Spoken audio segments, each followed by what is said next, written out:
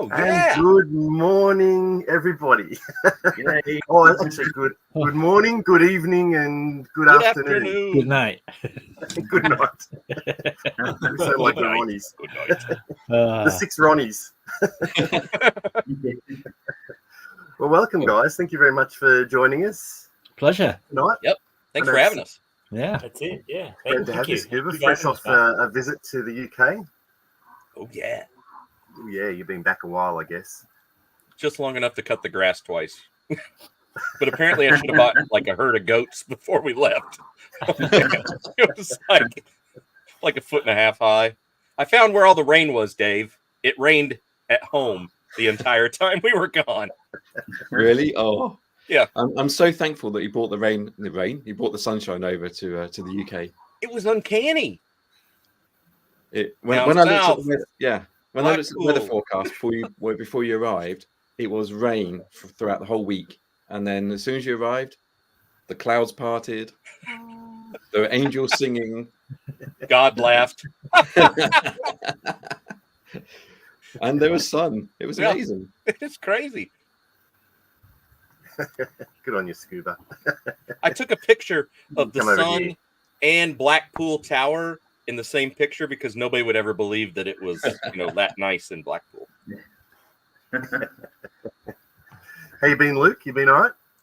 Yeah, good. I was about to say busy, but I haven't been because I've taken a break from filming, which I'm going to be honest, I'm only like 2 weeks in, but it's really nice not to film sometimes. I kind of shouldn't say that, I guess, should I? No, I think that's an audience. I need to get my ass in gear and film. That's the.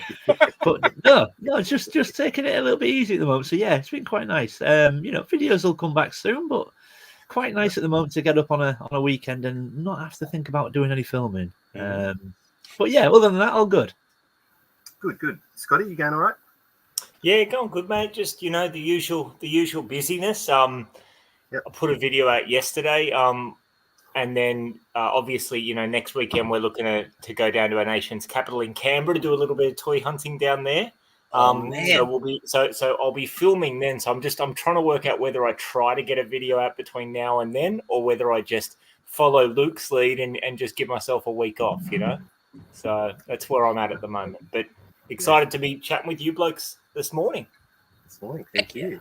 How you going, Dave? You going good? You've been busy? Yeah, well, it's been ever since since Scuba arrived, which was 3 weeks ago, I think. Yep. In between work, it feels like we've just been toy hunting. Yeah. So we've had obviously we've all been to the NEC, and then there was Echo last weekend, and actually tomorrow is another toy fair, which is my local one, Kempton Racecourse. Oh, I'll be over tonight. Yeah, if I can wake up in the morning, if I can manage this late night stream and wake up, then I'll be good.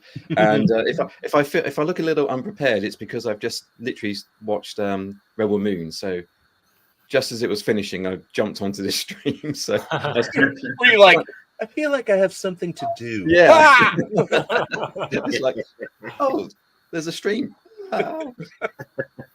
But Rebel Moon. I very much watched part 2, so I'm sure most people have seen part 1, but highly recommend watching part 2, especially if you have OCD, because no one likes to watch part 2 without watching part 1. What is Rebel Moon? Is that Star Wars Rebel Moon, or is it something I've got no idea? No, it's not Star Wars. I think it was meant to be though, wasn't it, Dave? Originally, wasn't it meant to be made as a Star Wars film, and then it wasn't? Do you know what? I don't really know. I don't know whether, because it's was it Zack Snyder as the director, I think? Yeah, I think originally it was meant to be part of the Star Wars universe. That was his version of a Star Wars he was going to pitch or something. Yeah. I mean, it has elements of Star Wars, but I wouldn't say it was a Star Wars film more than any other kind of sort of sci-fi film like that, to be honest. I like it. Yep. Yeah, it's good. Yeah, I enjoyed the part 1. Yeah, I enjoyed part 1. I didn't realize part 2 was out. I'll watch it. Just came out. Yeah, I didn't know. So since part 2's on, well, I gotta go. Gotta think. We just make this a watch party. Let's just make this a Rebel Moon watch party. Right? Yeah. How you going, Andrew? Yeah, not too bad. Yeah, I haven't been doing much. What's that? You redecorated it today. You redecorated a wall yesterday. I wanted to see if I could actually. Yeah, is that the star wall? Is that the star wall behind you? A wall in one of the lounge rooms here. Is that in the front room, Andrew? What's that? Yeah, that's. Is that in the front room? I have to get the style of it then. Holy moly! My God. What? I dare you to pull out the middle box. Yeah. That's a load-bearing TIE fighter. Load bearing. Wow.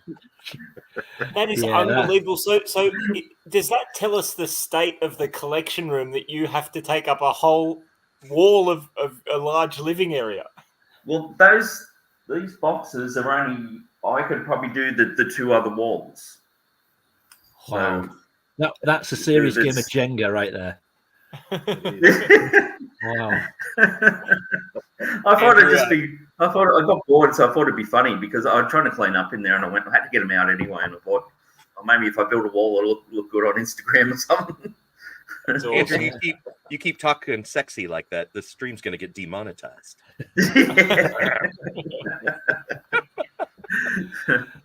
Wow. Let's say we'll see how. I think did I say hello to Scuba? And I know we're going to get back to you, Scuba, because you're the guest, and we're going to ask. You're the guest. I know. Believe it or not, you're the guest. What? We're going to say hello to the chat, and first up is Gap. Hi, Andrew panel. Then he says hello all. So that's for everyone else.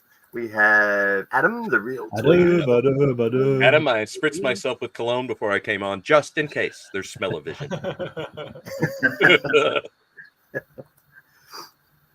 winds of there you go. See? There you go. It's the thing now. It's the thing. Reputation precedes. Yep, a little aqua de joe. Absolutely. We have Leslie here. I know her. Lovely She was on the deck planting flowers. Now she's in. Is it too early for a rum and coke, Pete? I think it is spot on. Definitely gin and tonic, rum and coke. Yeah, it's 10:30 in the UK. You're still on UK time, Scuba. Yeah. Saturday night. We have Connor. G'day, Hey, Connor. Hey, Connor. Got to hang out with Connor over in Dublin after the NEC, which was fantastic. Him and Boba Hicks and Carol O'Connor. So, Carol O'Connor. That's an actor, isn't it? that's the Dragon Reborn. If you've seen him in your streams. I have seen the Dragon Reborn. Okay, there you go. I know that. It was great. I've lost the chat again, and we're going up here. We have that's Skip the Beetle too. I have Totally Taylor. We've got Dino there. Good morning. Dino. Hey, Dana. Sup? And we've got Superfan Lee. 5G Lee. Super He said hello to family. Connor, but I know he's in there saying hello. Oh, I'm not sure what this guy's doing in there too, but there you go. He's everywhere. Collectibles channel. Hey, Mark. And we've got Jim. G'day, Jim. Hi, goes Hey, there. Jim. And we've got Jules. G'day, Jules. Thanks for joining us. Jewel. There you go. Adam's saying he loved the first Rebel Moon as well. Good. Everyone's That's saying good. hello to everybody. I think and we've got Sai. Good morning. Hi. Is that it? I think that's it that have said hello in the chat. They were just saying hello to everybody else. So yes, very good. Well, thank you, Scuba. Thanks for joining us. Fresh off another UK tour. It's like you're like a super band that goes on tour, don't you? We're like ABBA, but not as famous. No, we're just traveling schmoes, and then we have great friends who put us up. Like Dave and Carol and Cy. So yeah, we're very fortunate in that. It looked like fun. What did you do different this time? I think the your toy fair was different, was it? Like you went to NEC? Yeah. So if we rewind just a hair before NEC, so we flew in Easter weekend and stayed with Dave and Camilla, which is always fun and exciting. And so we got to do a little Saturday toy hunting at Nerd Base and Retro Hunter. Retro Hunter.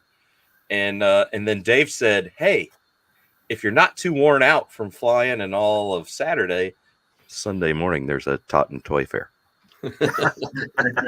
And I'm like, is the Pope Catholic? Let's do this. You know, Easter Sunday, we're like, la la la. So we hit Totten and got to see Jules and Matt, Zero Hunter.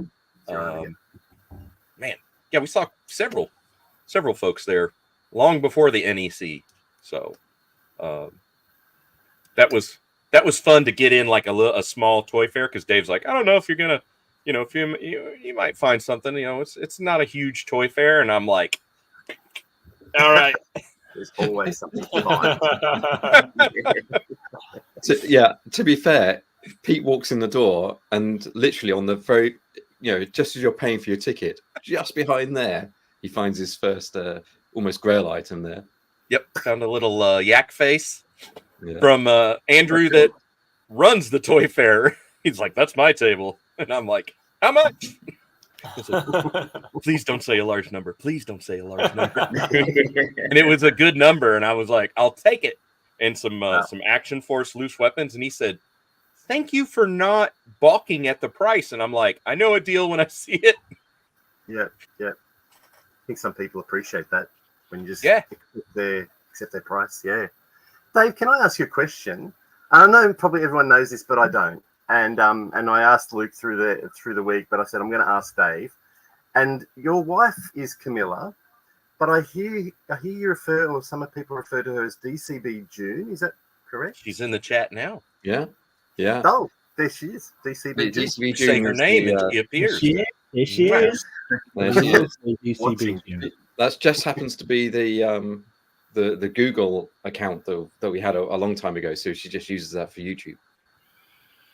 There's nothing. Okay, there's nothing ominous about it. I thought maybe because I don't know what do you call your police officers? Like it's sometimes. I thought it might have been DCB. Like, well, we call our police officers all sorts of things, but I don't think I can repeat that on this live stream.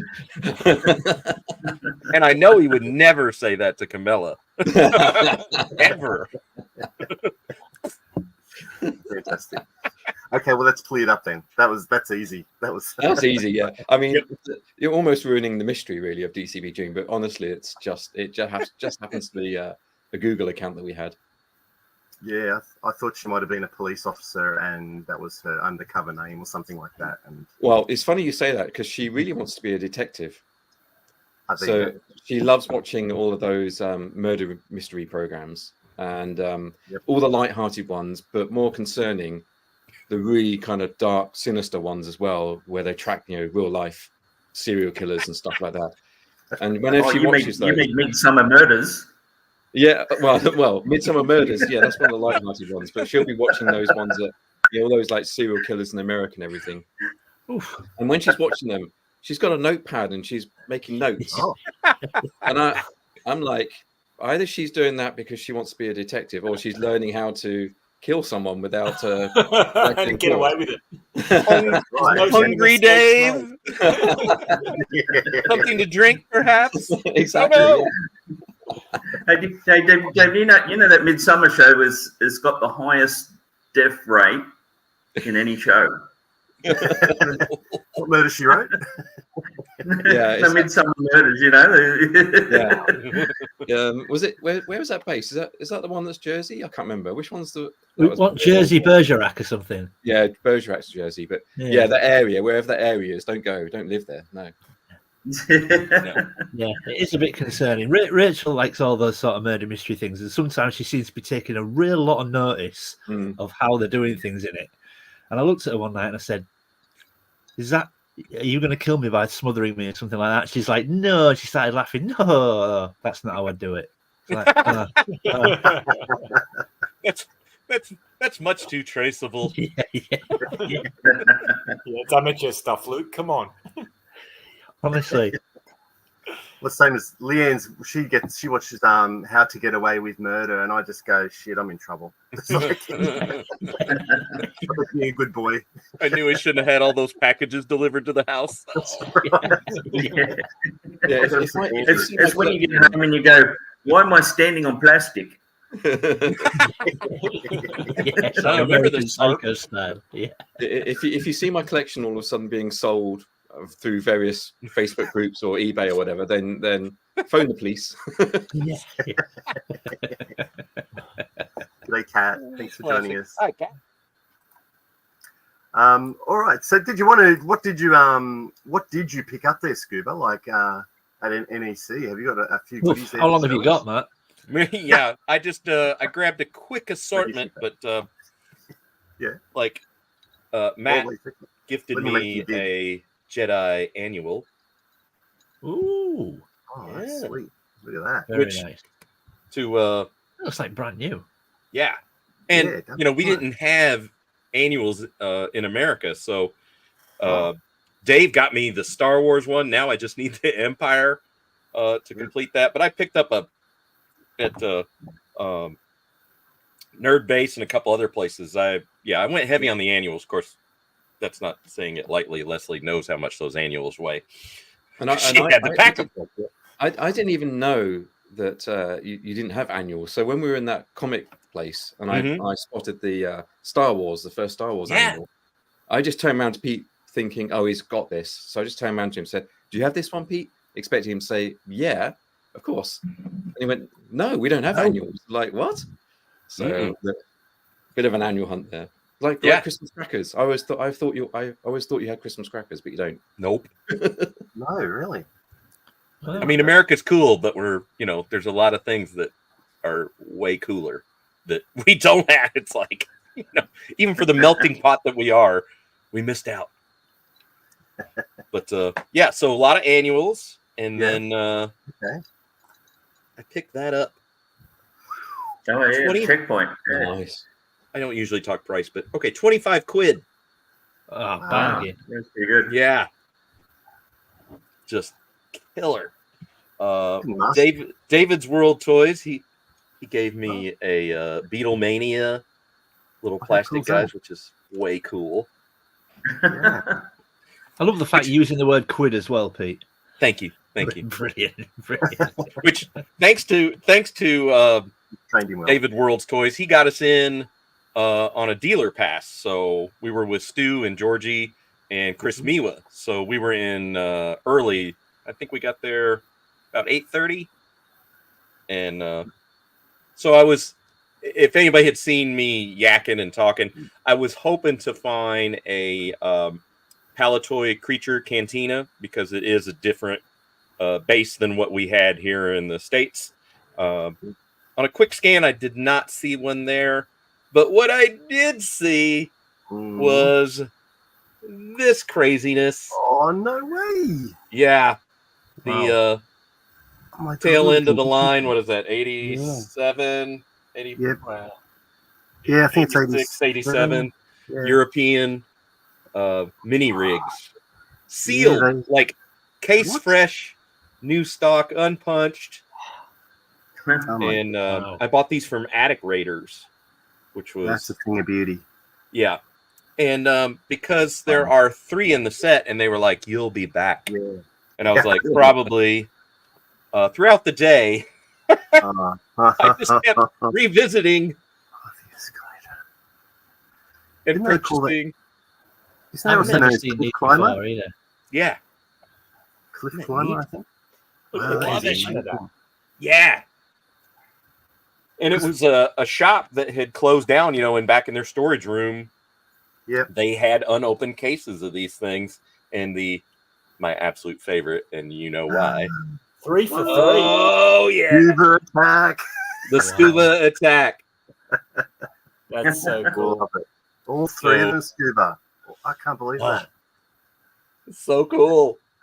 But they You treated did it well. You did you well, know. or Leslie did well to pack everything so She so it did. come back Like- undamaged. Professional packer. No She casualties is. on the return trip, Scuba? The only casualty was the D&D dragon from Nerd Base that I picked up because of that gold plastic. That And the does go- tail shattered off the back. But I have all Oh. the pieces, so I can work. You know what, Pete? You know what, Pete? I bought another one of those at the last toy fair by mistake. So I've got You 2. did? So I I remember can, you said even Yeah. despite your spreadsheet. So I know where that can go. Sweet. I won't say no. That was, but for all the toys, and I mean, we had a full roller, regular suitcase, full size suitcase that we checked, plus a carry-on roller, completely filled with toys, and that was the only casualty was the D&D dragon, and again, gold plastic. You go, yeah, kind of gonna be the expected. And I know Mark from Brooks Collectibles is in there. I bought quite a few things before we went to the NEC at his awesome shop in Blackpool. Yep. Yeah, Tron pop-up book. Tron pop-up book. Which, Dave, didn't you get the Tron annual? I did, but I don't. It's not a pop-up. No, it's just a regular. Yeah. Do you know what? I might have to have a look now in case it is a pop-up.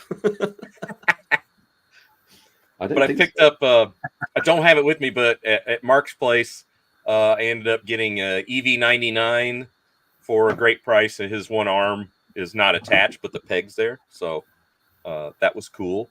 And I also got the Micronauts space station complete with all the missiles, and he even had a few Micronauts in there. So yeah, all that made it safely home. Although I have to say, when we were leaving NEC and flying out of Birmingham to Dublin on Aer Lingus, yep. British security, because Leslie had the toy bag and the Micronauts were in there, and that threw them for a loop. Leslie was like interrogated for about a half hour. They kept putting it through the scanner. They were acting like this space station was some sort of a controversial device, and it's like, dudes, it's a toy. We're gonna have to put this through again. And I'm like, oh my God. I'm like, we're gonna miss our flight. So my advice, don't fly out of Birmingham. I mean, it already had a bad reputation of security takes like 2 hours to go through.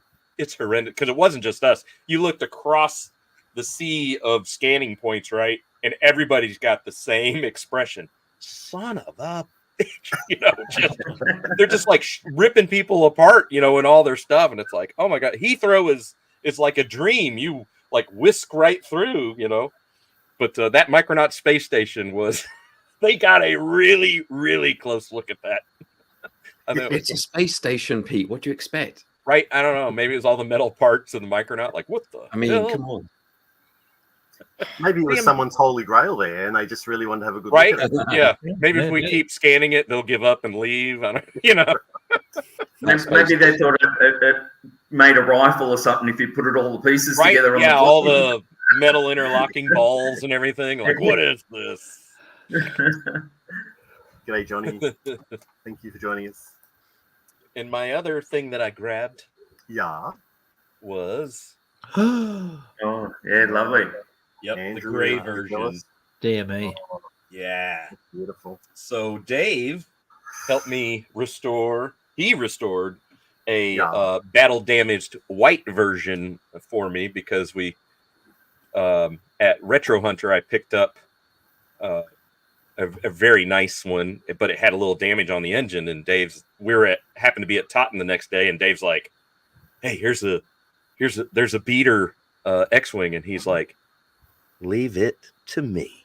And he's like, "I'll give you 8." And the guy's like, "Deal." And I was like, "Wow." So I napped before Easter dinner, and Dave like retro brighted the donor piece and did this whole like couch restoration downstairs all while I slept for like an hour and a half. And when I woke up, it was like, blah-da! The magic elves had been at work. Yeah, I was like, I think you have a new like sub show to Vintage Toy Rush, like, and now a couch restoration. Because he was like, boom, boom, boom, boom, boom. It's much faster when you don't have to film. I can tell you. Right? Yeah. Yeah. Phil. G'day, Dino. Oh, Dino. Here's the Tron annual that I picked up. So it's the storyboard. You up there too? Is that is the text reversed? No, it's right now this time. That's better. No, it's all good. Yeah, so it's the storybook. It's not a pop-up. Oh, good. So is Mark selling that pop-up? because that sounds cool. Right? Yeah. Yeah. Reach out to Brooks Collectibles in beautiful Yeah. downtown Blackpool. Even at whatever it is, 11 o'clock on a Saturday night, always trying to find something. Yep. We never turn it off. I mean, yeah, it's almost like a policeman, never off duty. Yeah. Never off duty. right? And what was it like, Scuba, meeting Chris? Like, we'd watched Chris's video, and he was flying out, and it was maybe a couple of days before, and you could see the excitement there, and it's two long lost family members. It'd be like, I know. I've known him since Michael Mercy days, like way before lockdown. You know, we were good friends that way. You know, in the chat, and he would have Patreon video hangouts, and Chris and I just, you know, like two peas in a pod. So I knew he was coming in the evening on Saturday, but I wasn't sure of the time. And so it's post dinner, and we're all, you know, throwing back Guinness because we stayed at this lovely Premier Inn that had a awesome big bar to it, as we can all attest. And we did not run out of Guinness, which I thought we were going to blow a keg for sure. But Stu comes up to me and he's like, I need to talk to you. And I was like, oh? And he's like, now. And I went, all right. So he goes, not here. And I'm like, all right. And so we're almost ready to go outside. And there he just runs me right into Miwa. And it was like, what? They're just laughing. So yeah, it was just like meeting my brother, my long lost brother. You know, we've had this channel that we've shared forever, and to, you know, in the flesh and get to hang out. And I told him, I think it was this morning or yesterday, it's like, it's weird not seeing you now, you know, because I feel like oh, I can just, you know, wake up and you're there, like, hey, how's breakfast? Same with these two guys, you know, Luke and Dave, and oh my gosh, there were what, 25, 30 of us? Easily. By the Saturday, yeah, there must have been. There was definitely over 20. Oh, yeah. And then you had bonus people that we didn't even know were staying there, like Empire, Aaron 1138, and Andy, and I think, what was Dan? Was it? Plastic Dan. Yeah, I mean, it was just like, what? Morning, night. Yeah, crazy. Everywhere you looked, familiar face. It was great. So the drinks were flowing, and the silliness. It was a very good time. I mean, it was good. So good. For the Americans, it was very Joe Fest.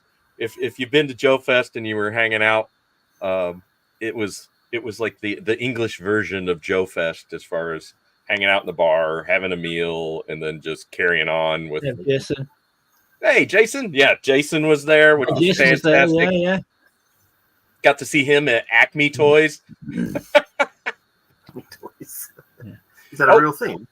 Yeah, Acme Toys in Birmingham. Great shop. Yep. A lot going on. Hey, Dave, you can ask Mark your question.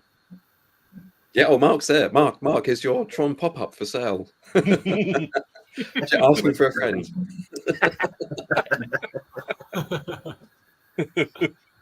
Well, I'll keep an eye out and see what he says. Because when we were watching, sorry, you go, Scuba. We were, you know, the gifting and like parts and toy trading that were going on. You know, like, I brought you that, and oh, you needed that, and it was like, what? You know, and Chris is bringing Stroop waffles, you know, from the beautiful Netherlands. So good. That's so good. Why did the two UK boys just throw their head back in like delight? Go, yeah, the waffles. Oh yeah, that's so good. Yeah, if you don't want to go to sleep, if you don't want to go to sleep, you just have a few of those Stroop waffles, and you're up all night. I can say that's great. Yeah, stick on with a hot drink and good. Our hotel room there looked like an Asda. We could have, like, the sweets section of Asda. I mean, we were gifted so many British biscuits and cookies, and incredible. Gained a few stone, I think. Just it was great to see Scuba and Chris there, and I really wish I'd thought of printing a full size or life size version of Jeff Barker, Yeah. Right? So that- Yeah, and had so him. that- So in all the photos, we could have just brought in, pop up Jeff Barker into the photo. Yeah, and make it where he's like, Yeah. he's, got his arm around somebody, so you just fit him in. Oh, there you go. That is Dave. one of my favorite. Oh, Yeah, going in the museum for now. It's a bit knackered, so you. Right, okay. Well, I didn't know it existed, so I'll have a look for it now. And Awesome. if you don't know, so Mark has a awesome museum up above the shop that if you're really nice, he'll let you go up and see. And it is not only full of a lot of cool electronics and such, but the toy section is amazing. And he's got the Dalek. He's got the what's the little scooter that was going to be the the Tez Sinclair C5. Yeah, is it? Sinclair C5 scooters up there with the Stormtrooper on it, and Tez was like, like, don't touch it.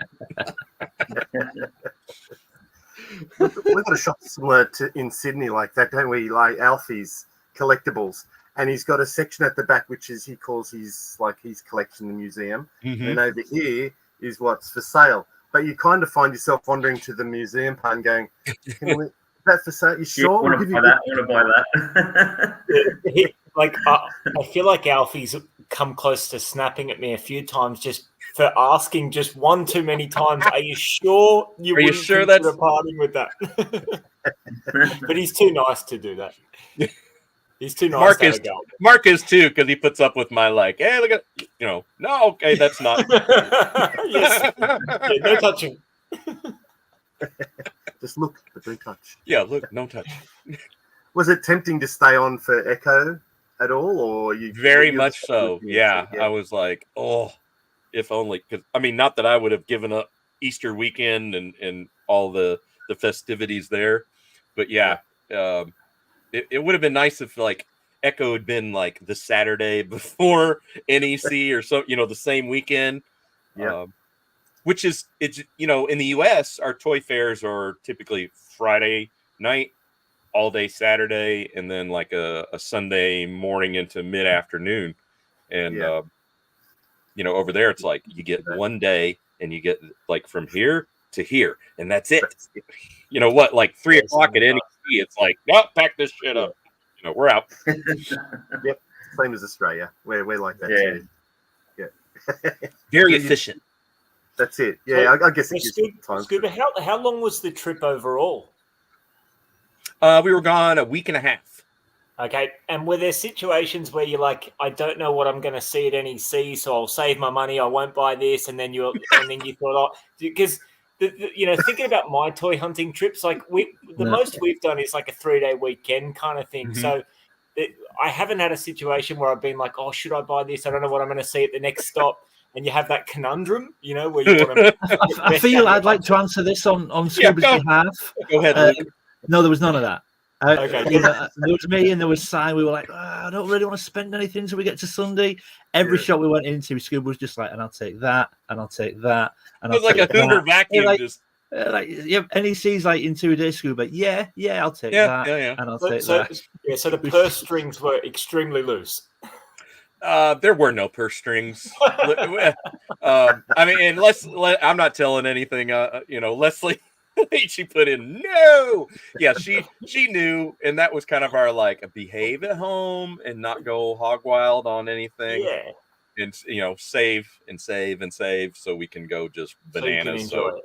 Yeah, I don't blame you, mate. Not knowing, I ended up with a lot of Corgi and Corgi Junior and Dinky that I didn't plan on, but I'm is that UFO, which is one of my favorite British sci-fi. I was let me give you a flavor of Pete's buying power. So Pete and Leslie landed in the UK at something like 11 p.m. on Friday night. Mm-hmm.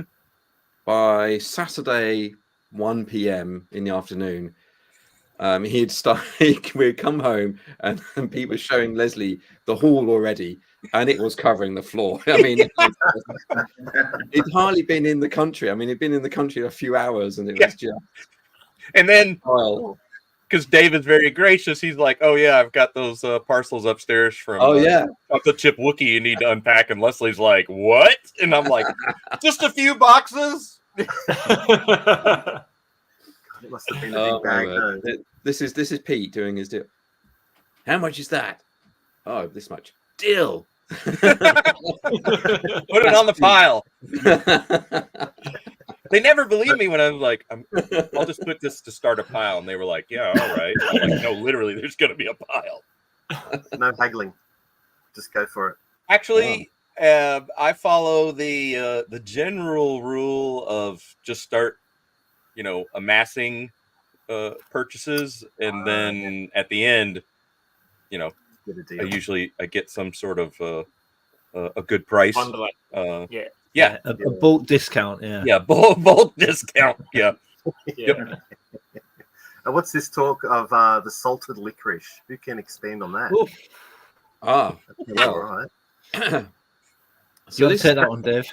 Yeah, this all initiated from a comment Matt made on his ZSR stream, because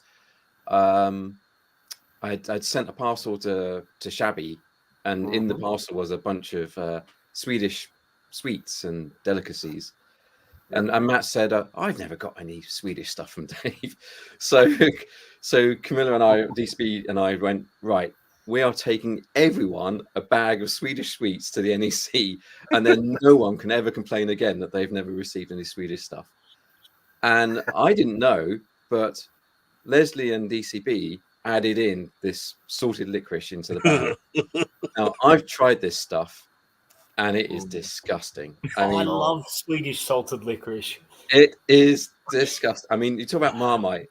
You either love it or hate it. This is like Marmite multiplied by 100. You either detest it or you think it's the best thing on the planet.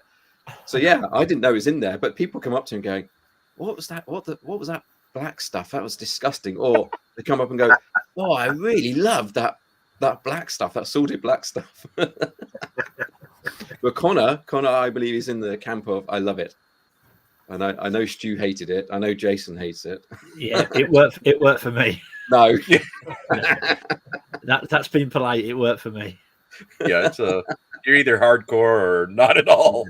Everything else was great, but I didn't finish those.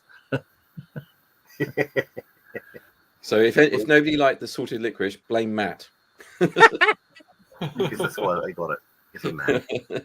Not Camilla and Leslie. They were just trying to be generous. Look at Echo. They had what you was looking for. Oh yes, Jason's referring to the Palatoy Cantina, which Dave was like, "Hey, he was being a good pal. He's like, there's this one, there's this mint in box one. Like he gave me this cornucopia of choices, but because we were gone and I had to catch up with all my aquariums, I was literally underwater diving when he was at Echo. So yeah, I was like, I got out of the water and I was like, oh, no. But it's not all bad though. No. So I learned something from that experience, which is that that set. So the guy had 3. He had a loose one, and then he had 2 in box. And then one of the boxes had a round red kind of sticker on it that said includes free offer of figures. And he had that, and he had the figures, and the figures actually came in the box on card as well. So you get 4. Card. Yeah, 4 carded figures came with that Cantina set, but only for a very limited time. It was a very limited. So he was asking a lot of money for that one. Sure. But that guy runs. It's called the National Sci-Fi Museum in Milton Keynes, and Superfan Lee has been there, and he said it's fantastic. Mm-hmm. And basically, the stall that he has at Echo is a shop. So they've got a shop attached to the museum selling all this vintage Star Wars and probably other stuff as well. So I'm gonna go down there one day, and if they've got that Cantina set, then I can pick that up for you, Scuba. Or wait until the next visit, 2025 visit. Yeah. It might not be there. But yeah, that sci-fi place has got Doctor Who and all sorts in there, so it's supposed to be really good. Brewster's Millions, yeah. Wow. What is that, Scuba? Brewster's Millions? He's Brewster. You ever seen Brewster's Millions? You've got to get rid of it. You've got to get rid of that money. There you go. It's Shabby. Shabby. There's a bit of a reunion for him, isn't it? Yeah, we needed a stand-in for Shabby too. You know, Yeah. there was Yeah, for the ZSR. what size like I'm the cheaper, better looking version or something. I forget what he was saying. We got Dave, DTM Dave. Hey, in Dave. here. Dave. Today, Is there a lot of streams tonight? Is that? I don't know. We just book these things, don't we? Mhm.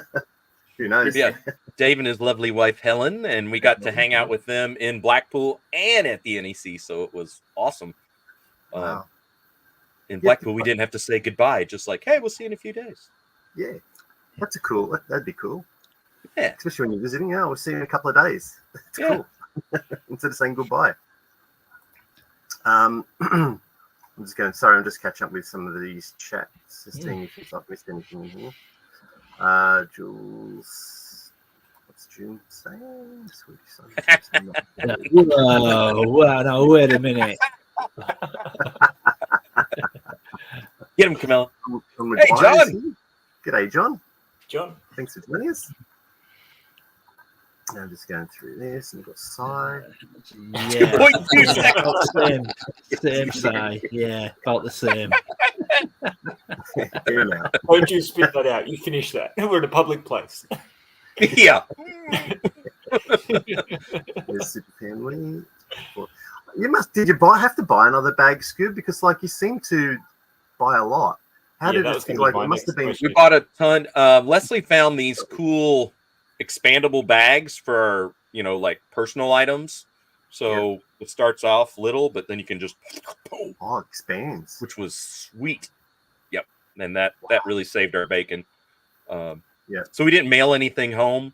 We did have to pay baggage fees from Birmingham to Dublin, which was a little ow, but still, versus trying to ship a bunch of that, it was still cheaper.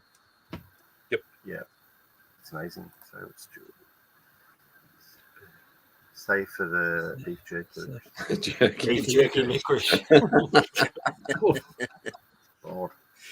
Jeff, I did pick up. I don't know if you were here earlier, but I did get Yak Face, at the Totten Toy Fair, which helped me unceremoniously. I didn't realize it at the time. I finished the 96 because I bought a indoor loop carded from Matt Zero Hunter, and that was the final figure, because Brooks, when I brought the EV99, I was upgrading to a better one. So how was that? Yeah, it was it was the next morning I woke up, and it was kind of I think I'm done. I was like, hold on, complete the 96 and not know. Yeah, and not know, and I was like, la, la, la. Well, 96 and not even know it. Oh, I've done it. Luke, I'm so squirrel. Is that Dinky? Is that Bond? I'm like, my brain's all over the place. Doctor Who. Yeah. I do love. You're very lucky that Leslie is obviously a collector as well, so she understands collectors' needs and just goes along with this journey with you. I love it. Needs is the right way to say it, Matt. She did buy a Rainbow Bright Sprite at NEC, and then a more modern strawberry shortcake doll, stuffed doll. I mean, she was looking. She was just like, okay, they don't. She was hoping maybe for some of that Palatoy strawberry shortcake. But in her defense, so we're home I don't know, 2 days, and last Saturday she's like, so my friend in Brazil has all these loose, really hard to find strawberry shortcake variants, and I'm like, what, you're asking me if I'm gonna thumbs up or I was like, I can't talk. I'm like, you have to be getting those, right? And she was like, okay, just checking. She was using one of those chips, trading it in. Look, I watched you throw money around. Now it's my turn. And by just checking, I mean, I'm getting them, and you have to be okay with it because, yeah. If you had said no, Yeah, I've already got bullets ready to fire. Yeah. Yeah. We're gonna. Adam saying he can weigh in on the salted Right. licorice debate. To give you an idea, I can only imagine it is what dog shit. Oh, you I enjoying wouldn't that? have thought it was salty, to be Not honest. cold. I wouldn't have thought it was salty, but anyway. Yeah, possibly when it goes white, like in Step Brothers, like when it's white. It's just that- Yeah. You just have a spreadsheet. It was, yeah. NEC was like Catalina wine mixer, yeah. and we stayed up really late. You know, like we shut the bar down every night, which was like only 10:30 p.m. But yeah, we had there were bottles of whiskey, cigars. You know, Yeah. Well, it was a great weekend. It was. Oh, Yeah. it was Really unreal. top notch. Yeah. What does everyone in the UK like Guinness? It just felt that everyone was drinking Guinness and everyone liked it. No, Yeah, not well, everybody. No, well, I'm not a big drinker. I've got to be honest. I've tried it before. It's not for me. No, okay. Because all the talk of Guinness, I actually went out and bought a bottle, and I just thought I haven't tried it yet, and I'm going to have to give this a go and there's rules around it. As you pour it, you got to let it sit for a certain You got amount to of let time. it settle. Yeah. The nitro in the can is really the better if you can find that. It's a decent substitute. It's definitely an acquired taste, Matt. All right. Wow. It doesn't taste Liquid like gold. The Australian version, we call it 2 years old. We've got like our black version on tap, haven't we, Our Matt? stout, yeah. Is that the equivalent? Okay. I did have my The Guinness is a lot thicker, but the 2 years old is sort of like our black version of beer. But, That's the black version. Alrighty. I did have my first pulled pint of a real English pint, warm, and it was delicious. warm. Yeah, no, it was good. It was really good. What's with warm beer? What far out? Is that because they never had like they can't cool it or what? Is it actually warm, or is it just not chilled like it would be in Australia? It's just room temp. Luke, Really? yeah, it's just room temperature. Yeah. Yep. That was, But they're taking the tap and yeah. Because I mean, like I'm going to an English pub for lunch after this with meet my dad at an English pub for like a Sunday roast and a beer, and but they don't do the beer. I mean, I suppose they're in Australia. We need our beer cold, I suppose, just because of our climate. But they got some good English lagers, and they do cider and snake bite and all that sort of stuff. But never warm. I can't say I've experienced that before. Well, that was after the Toss and Toy Fair, right, which is down by an area called the New Forest. I thought I'll just take Pete through the New Forest because it's very scenic in my view. It's cool. And then they've got these lovely old British pubs. So, and when we were in there, and the barmaid was pulling the thing, Pete goes, "I've never had a pint from a pump that's been pulled like that." And I'm like, what? So I had to warn him. It's going to be warm. It's going to be a warm beer. So I took my sip, and Dave's like, I'm like, this is good. And he was like, all right. Even in summer? Yeah. Okay. Yeah. Yeah, but I mean, our summer's not like your summers. I suppose so. I mean, yeah, it's really like 2 days is summer, and then it's back to rain and cold.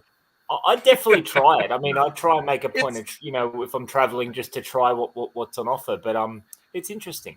Well, and to be fair, it's they had those, where they're actually pulling the pint, and then over there's the Guinness tap or Boddington's or whatever you want, and that's cold. Whatever you want on bottle, boom. So it's not everything. It runs the gamut. Yep. Yeah, nice. Yeah, Kilkenny's is that similar to Guinness? Kilkenny, I think. Oh, I haven't had that. Yeah, I've heard of Kilkenny. I've just read a comment there, Matt, that I just thought I'll put to you guys. I think Jeff put it in there. So, is the general consensus in Australia you guys actually hate Foster's? Is that it's not a good beer? You don't believe it's a good beer? like Corona in Mexico? Like, no. Well, no one drinks Foster's down here. Foster's is an export beer.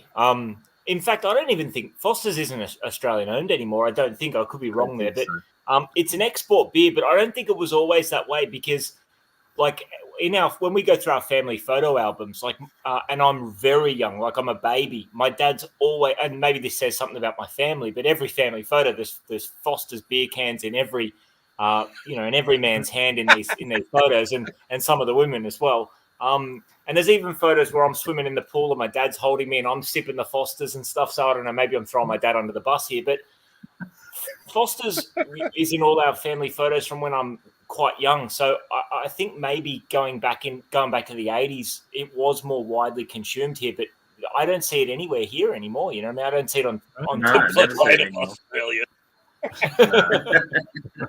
The way you talk about it, Scott, it sounds like Foster's is a family member. Yeah, Uncle Foster. It reminds me. So I wish I could find it, but there's a school project of mine kicking around somewhere at my mum's place. And it was like a kindergarten thing where it was, I think they did it around Father's Day. You had to write a story about your dad and draw pictures and stuff. And mine was 3 pages. And bear in mind, for context, my dad used to, we used to live on a farm. Okay. So my dad had to have the firearm. And we used to have horses there. My dad used to own race horses and stuff like that. He was kind of was his thing. And my story about my dad was page 1 was my dad goes to the horse races with a picture of my dad holding a ticket. Picture 2 was my dad drinks Foster's, and number 3 was my dad has a gun. And, I think it raised some questions from my teacher and my mum. So your dad was a gambler, he was an alcoholic. And a shooter. Sounds like it's a surprise you still get to see your dad, Scott. Yeah. Oh, listen, I love my dad, but that definitely got a chuckle out of me when it was showed to me as an adult. I'm like, gosh, I'm not doing my dad any favors with that one. Could you please come in? We need to talk about Scotty. Good on your son. Your dad's going. Good on you. Yeah. Classic. I think Foster's is brewed here in the UK. I'm pretty sure it's brewed here. Yeah, I think so. Yeah, I think they've got there's an American brewery that cranks it out under license. I think is it Japanese owned now? I think I'm not 100% sure. Anyway. I'm not too sure. But yeah, I don't even see it in the bottle shop, let alone on the taps at a pub here. So yeah. I mean, we live in we have Outback Steakhouse, which they try to snowball us in the Australian for steak. I'm like, I have friends from Australia now. They don't talk like that. We don't all sound like Paul Hogan, do we, in Crocodile Dundee? Exactly, and that's right. The commercials that you hear. Stop by for a shrimp on the barbie, and it's like, that is awful. Stop talking like that. We're a little bit nasally, aren't we? Any other pickups there, Scuba, that you picked up? I guess, I know you did NEC, but then did you just fly to Ireland after that? Yeah, we went to Dublin after that, but Dublin, we just got to. Honestly, we've done it. Well, it was about, let's see, Haley's 23, so it was like 25 years ago that we'd been in Ireland, newly married, and so we'd kind of done all the touristy stuff. So that's why it was like, hey, let's go County Wicklow, just outside of Ireland.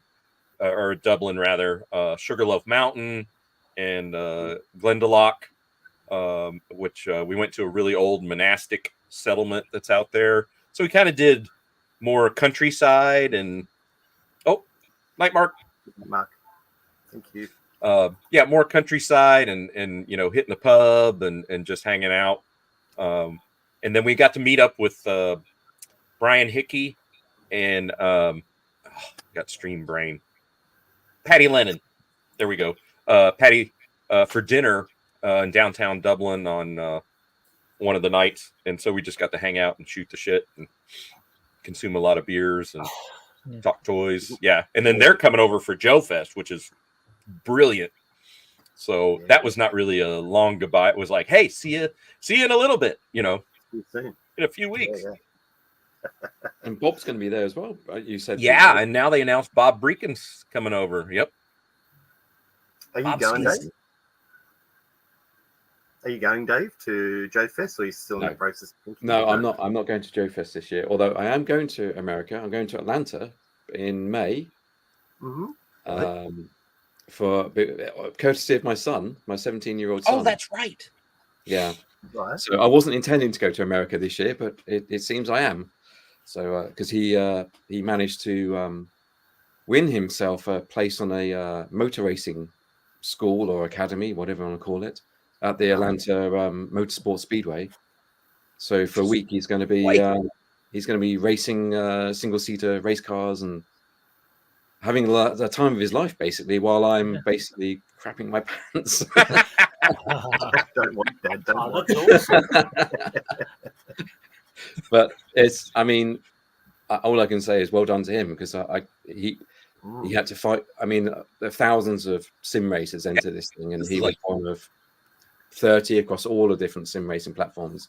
So he's done amazingly well to get there. So Yeah, Yeah. dream come true. That's yeah, incredible. it is for him. And he gets to meet all sorts of different people, and there's even because they run a league, they actually run a motor racing league out there. So there is a chance, if you're good enough, to even be picked to race in their league. So Nice. so if that, I mean, I don't know if that will ever happen, but if that did happen, I have no idea what we would do, because I assume you'd have to move to the States. I don't know. He's only 17. Wow. I don't know. Don't worry But- about it until it happens, Dave. Yeah, but I'm it might. super proud of him. So it's going to Yeah, be fun. incredible. Yeah, But- fantastic achievement. But at some point soon, I really want to. There's two trips I want to make. One is to the US, because I want to do a bit of a road trip across the US and meet everybody out there, and catch a few fairs and stuff like that. I know there's the Ohio fairs. I think, is there two in Ohio now?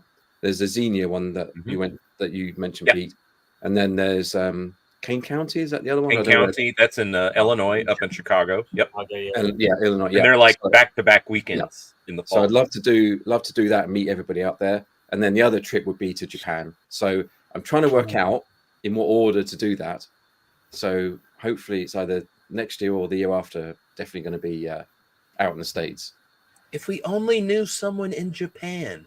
Oh yeah, that's true. Yeah, yeah. Maybe someone can help. Maybe someone can help me. plan. Phil, give you some pointers. Yeah, that'd be awesome. Well, Phil likes visits. I think he's been having a few visits lately over in Japan.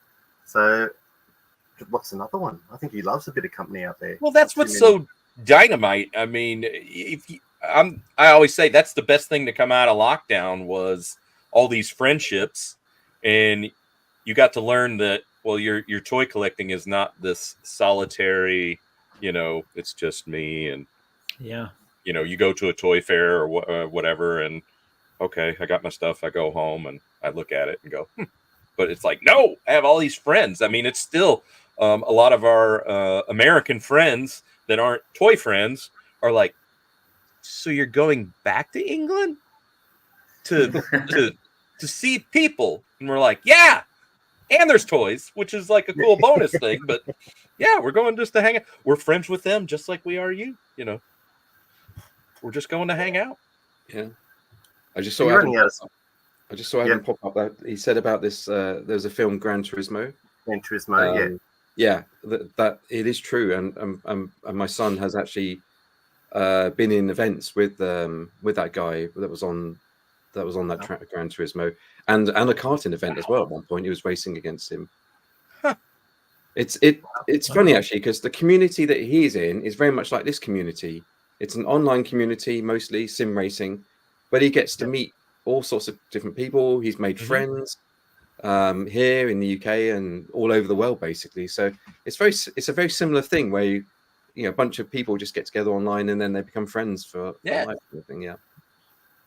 So, Dave, did you say it's not like your son doesn't just race in sim form? He does karting and other other like real world racing? He hasn't done very much real world, to be honest. He did a last year. I took him. Was it last year or the year before? I can't remember. I took him for a weekend training for a league in the UK, which is for kind of under 18s, and they race Ford Fiestas, sport Ford Fiestas.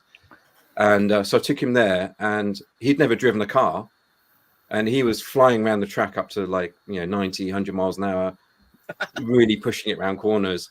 I mean, I was scared as hell. He was having the time of his life, but he'd never driven a car. And he got out of the car, and I said to him what it was like, and he said, "Well, I don't really know how to use the clutch. I don't really know how to use the clutch and do the gears properly." I'm like, "I'm not surprised you've never driven a car before. I mean, I don't know about you, but when I was learning to drive a car, I'd be like dawdling along at 20 miles an hour at most in my first few lessons." Yeah. And he was flying around this track. At the traffic lights and causing road rage behind me. Yeah, exactly. Please don't stop on a hill. That's the I'm going to run this red light. I don't know how to stop and start again. But he's now actually passed his test. So literally on his 17th birthday, which is when you can start learning to drive on the road in a car.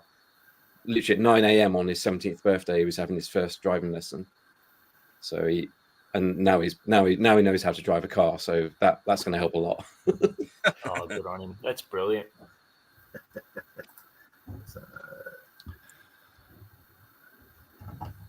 What's this for? I think Jason's going to be in Thailand, isn't he? We're at 6 floors. Oh, wow. Yeah, mega mall. Yeah. Thailand looks amazing. Mm-hmm. What's the DFW? Dallas Fort Worth Toy Show. Yeah. Okay. But same deal. You go to meet up with friends, and you end up like, oh yeah, I'll come a day early and hang out, and then you find out like, wait, you can come a day early.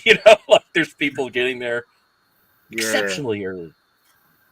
Because we watch Ed's Retro Geek Out, and he's been there the last couple of years, and I think the first year was Kane County, and this year was Fort Worth, the Great Ohio Toy Show. Yeah, he went to hit the Xenia show, which was Easter weekend. There's some big shows there. It blows our mind every time we watch those. Yeah, Xenia's. I mean, it's 7 big buildings with food trucks out in a center court area, and they have a DJ spinning like 80s tunes. It's madness. I mean, we're used to big things in America, and that made me just pause and go, oh. We'd be broke before we got 6 feet into it, Matt. Yeah, for sure. But the thing is, Andrew's up and go, we've run out of money already. I mean, but Andrew's going to be using his skills of just pushing people out of the way and tripping them up to get to those. Yeah, exactly. He'd be knackered after half an hour. The thing is, with those toy shows, you don't have to do that. Those American ones, you don't have to. I mean, even when people looks like they get there late, there's still all this good stuff there. Yeah, there's so much stuff. So much stuff, and the Midwest is just chocked full. I mean, it's just everywhere. Yeah, wow. It's insane. I think it's because in America you have attics and things like that, and we never have that. Our roofs, we never had attics in common Australian house, and I think most of the toys went to landfill. So they didn't get put up in an attic; they got put 6 feet under in dirt. So come this modern times, it's really hard to find any. It's getting harder to find vintage toys. Yeah, things seem rarer in Australia than they actually are when you see you guys at it in the UK and US, definitely. Yeah. Yep. Well, not that He-Man stuff you picked up, Scuba. That stuff was only ever released in Italy, I think, wasn't it? England and Europe got it. But yes, still at the tail end of the line, kind of like, let's throw stuff at the wall and see if it sticks. It's funny. I've seen that scuba attack at the shows, And I'm so pleased it's now in your hands, Pete. Oh, And by Please. Scuba. this It's was amazing. there was I think I told a couple of you guys. So I saw all three. They were at PowerCon in Columbus, Ohio, and the scuba was up on. That was what you could really see the artwork of, and I was like, oh, and so I'm like, how much? And he was like, that's all three as a set, and I was like, oh.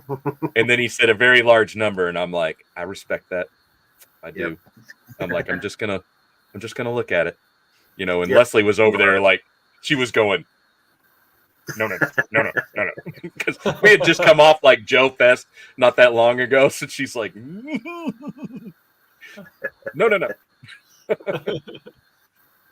Andrew felt a bit like that at NEC. First three purchases, I'd done about £300. Oh yeah, it's easy to Wow. just. Yeah, wow. And there really was, there was tons of die cast, plenty of modern, Marvel and Star Wars, but then you had Action Man, Motu. Yeah. What I didn't notice, or maybe Luke and Dave, I didn't see a lot of Action Force. I saw a little. Like there was just a few figures. I saw a few carded here figures and there on one stall, but not a huge amount. No. Yeah, it's pretty hard to find, kind of complete, especially the vehicles, Action Force vehicles at the shows. I think you really got to go to you've got to buy them from collectors now.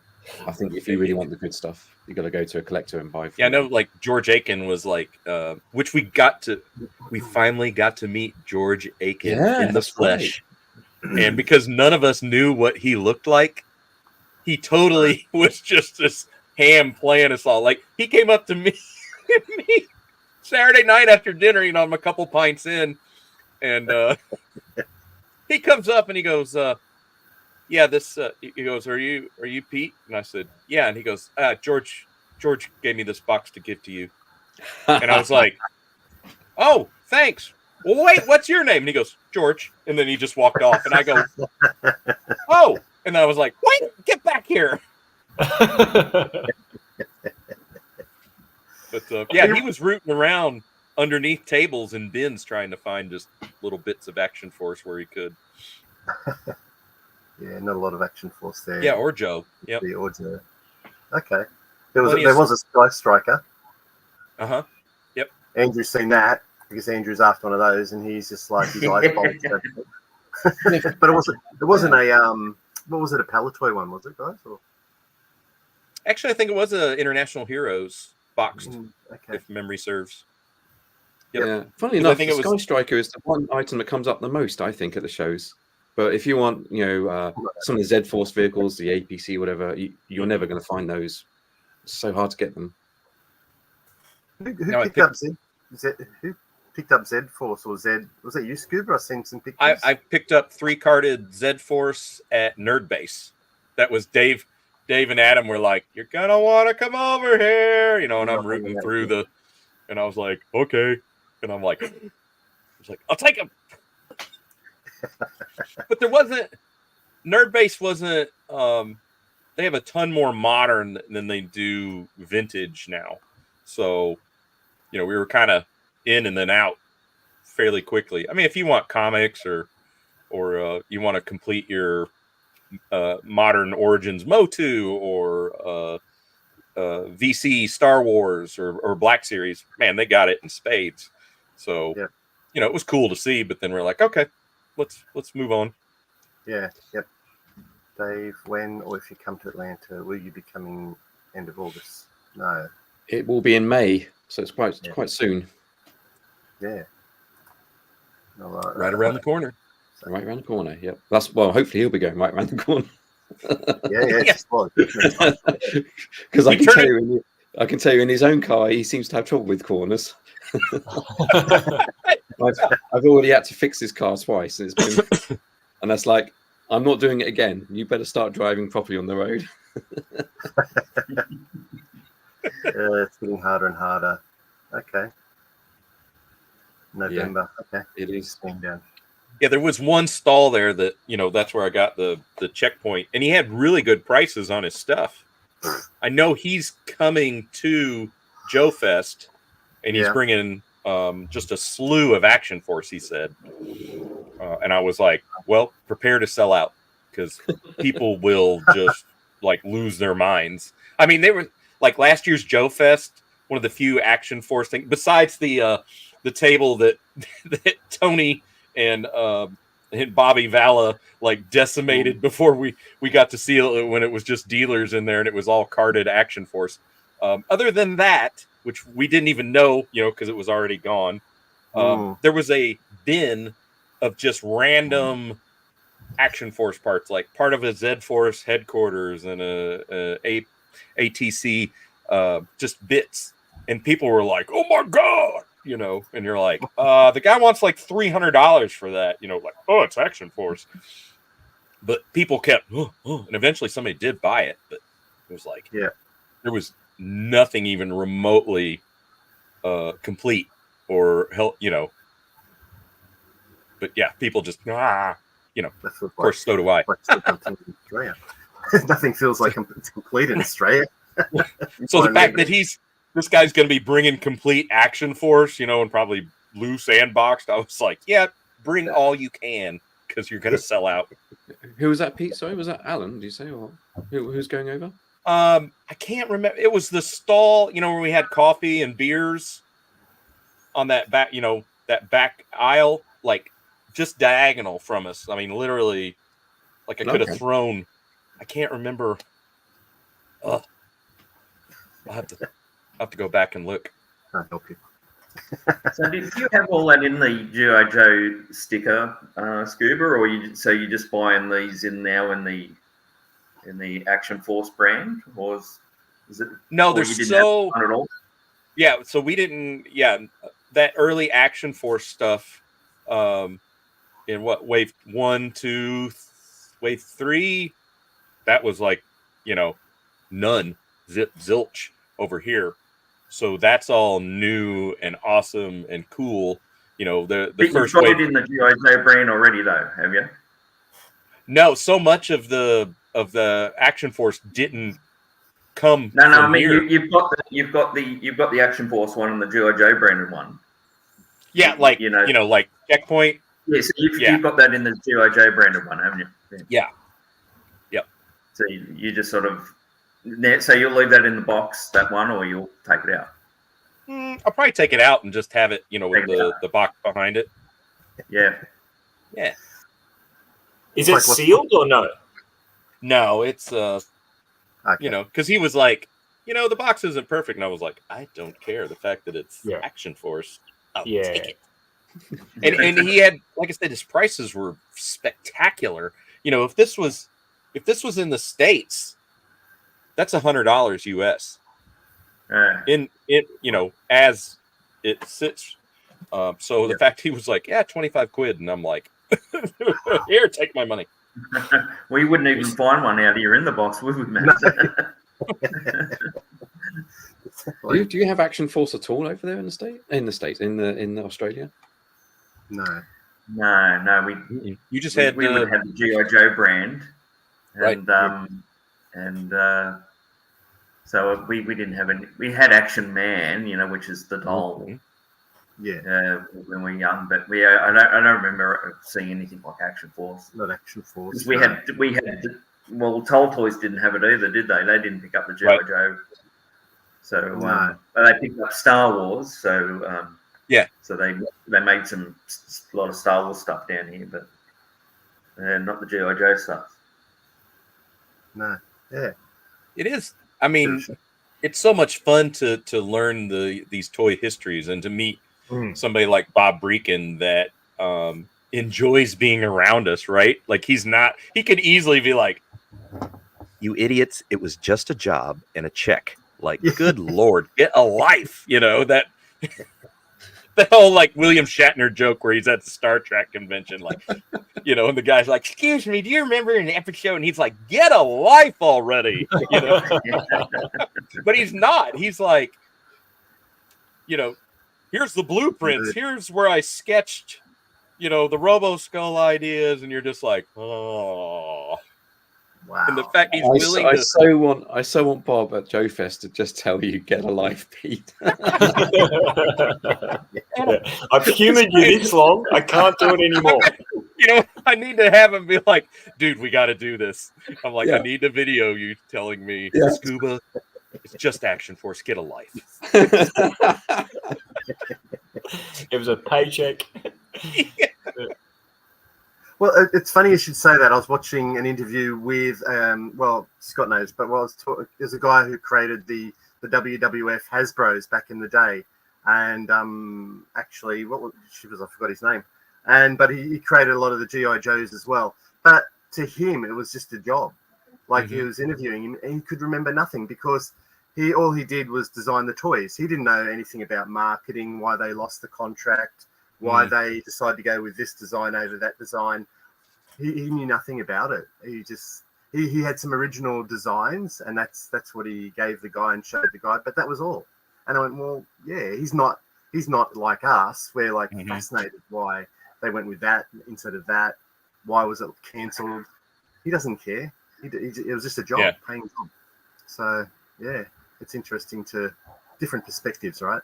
It really is. Yeah, you get those people that are like, well, I wasn't at Hasbro very long. I moved on to Mattel, and you're like, okay, cool. I mean, it's still fascinating. It's that inside baseball toy history kind of stuff. Take whatever you can get. I don't know. Yeah. As I have Bob's, my Palatoy story here. I wanted to take it on the plane to read it properly, but I was like, what if I lose it? It's like, I don't. Was there much mask stuff over there, Lukey? There was a little bit, there was a bit. There was there was a few stores that had quite a bit kicking about. Some of it was quite rough, but Adam got some good deals. I mean, he got his deals quite early on. Yeah. He got a box switchblade, a complete box switchblade for like 90 quid, which is an absolute steal. He was floating on air, wasn't he? He was like, and he got that early on, and he was really chuffed because I think he'd been to, I always forget the names of the toy fairs. It might have been Sandown a few weeks previous to that, and he passed up on a complete loose one for 90.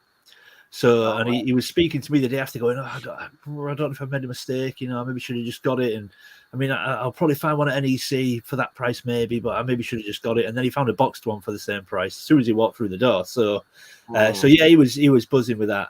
But yeah, there is a bit of mass kicking around at these events. Yeah. Yeah, good. There's because it was. I remember when I very first started collecting, like that was like a rule 101. If you miss out on one, there'll always be another. mm-hmm. I know it's maybe in Scuba's case, he just goes and buys it all, but you're never going to miss out. I mean, I guess the thing is, Matt. Whatever there will always be another one. I mean, I've experienced it literally just this last few days that I picked something up at the NEC. Literally picked it up and videoed it and put it back down and moved on. And then I've watched my own video back, looked at it, and gone, "Why didn't I buy that? Why have I put that back down?" So I've been what was it? Down. It was I was talking to VTR Dave the other night, and I said we were talking about our collecting habits, and I was saying how weird it is that at the moment it seems to be very easy for me to get intoxicated into the romance of a new line. But I seem to watch shows. So, for example, the other week I was watching The Simpsons. I was like, "Oh, Simpsons is great. I'm gonna buy some Simpsons figures. I'm gonna start collecting Simpsons." And I don't do it straight away, and then I generally find a couple of days later it passes. And it's just because I'm watching the show right now and I'm enjoying it. It's like, I'm going to buy some Simpsons figures, but it passes. But a few months back, for the first time ever, I watched the Batman animated series on Netflix. Yeah. I was like, what a great show this is! I can't believe I've never seen it until now. I'm gonna start buying some animated Batman figures. And they're sort of early to mid 90s. I mean, there's different lines, but so I picked up an animated Batman figure at the NEC, and I film it, and I'm like, yeah, I could get into these. Definitely get into. I think it's just after I picked up a card in Madball, and I put it back down, and I never really thought anything more of it. And then I've watched my own video back. I was like, That's an amazing price. Why have I not bought? Why did I pick that up and put it back down? And I think sometimes when you're videoing or you're filming, you get so caught up in your filming. I obviously didn't even realize what I'd really picked up properly in the price of it. So I've managed to track down the guy whose stall it was, and unfortunately he'd sold it, which I guess was pretty obvious. But I do find it interesting how, you know, these things sort of happen, and I don't know, buyer's regret, if you like. There's I think so. I'm going back to what you said, Matt. There is always something else. These things always do come back around. Mm-hmm. But I'm not sure I'll find that again for that price. And I think that was Adam's concern. You know, he got offered what he felt was a great price on a complete switchblade, and he passed it up thinking, well, I'm going to the NEC. If nothing else, I'll probably find one again there, maybe for the same price or similar, but then got a boxed one for that price. So it was the right thing to do on that occasion. But I feel I've dropped a real clanger with this one. Because I've gone onto eBay and found the exact figure carded that I saw at the NEC. Yeah. Cheapest one on eBay is 50 quid. At NEC, it was 20. I was like, why did I put it down?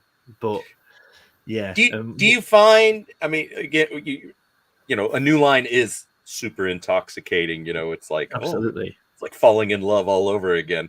Yeah.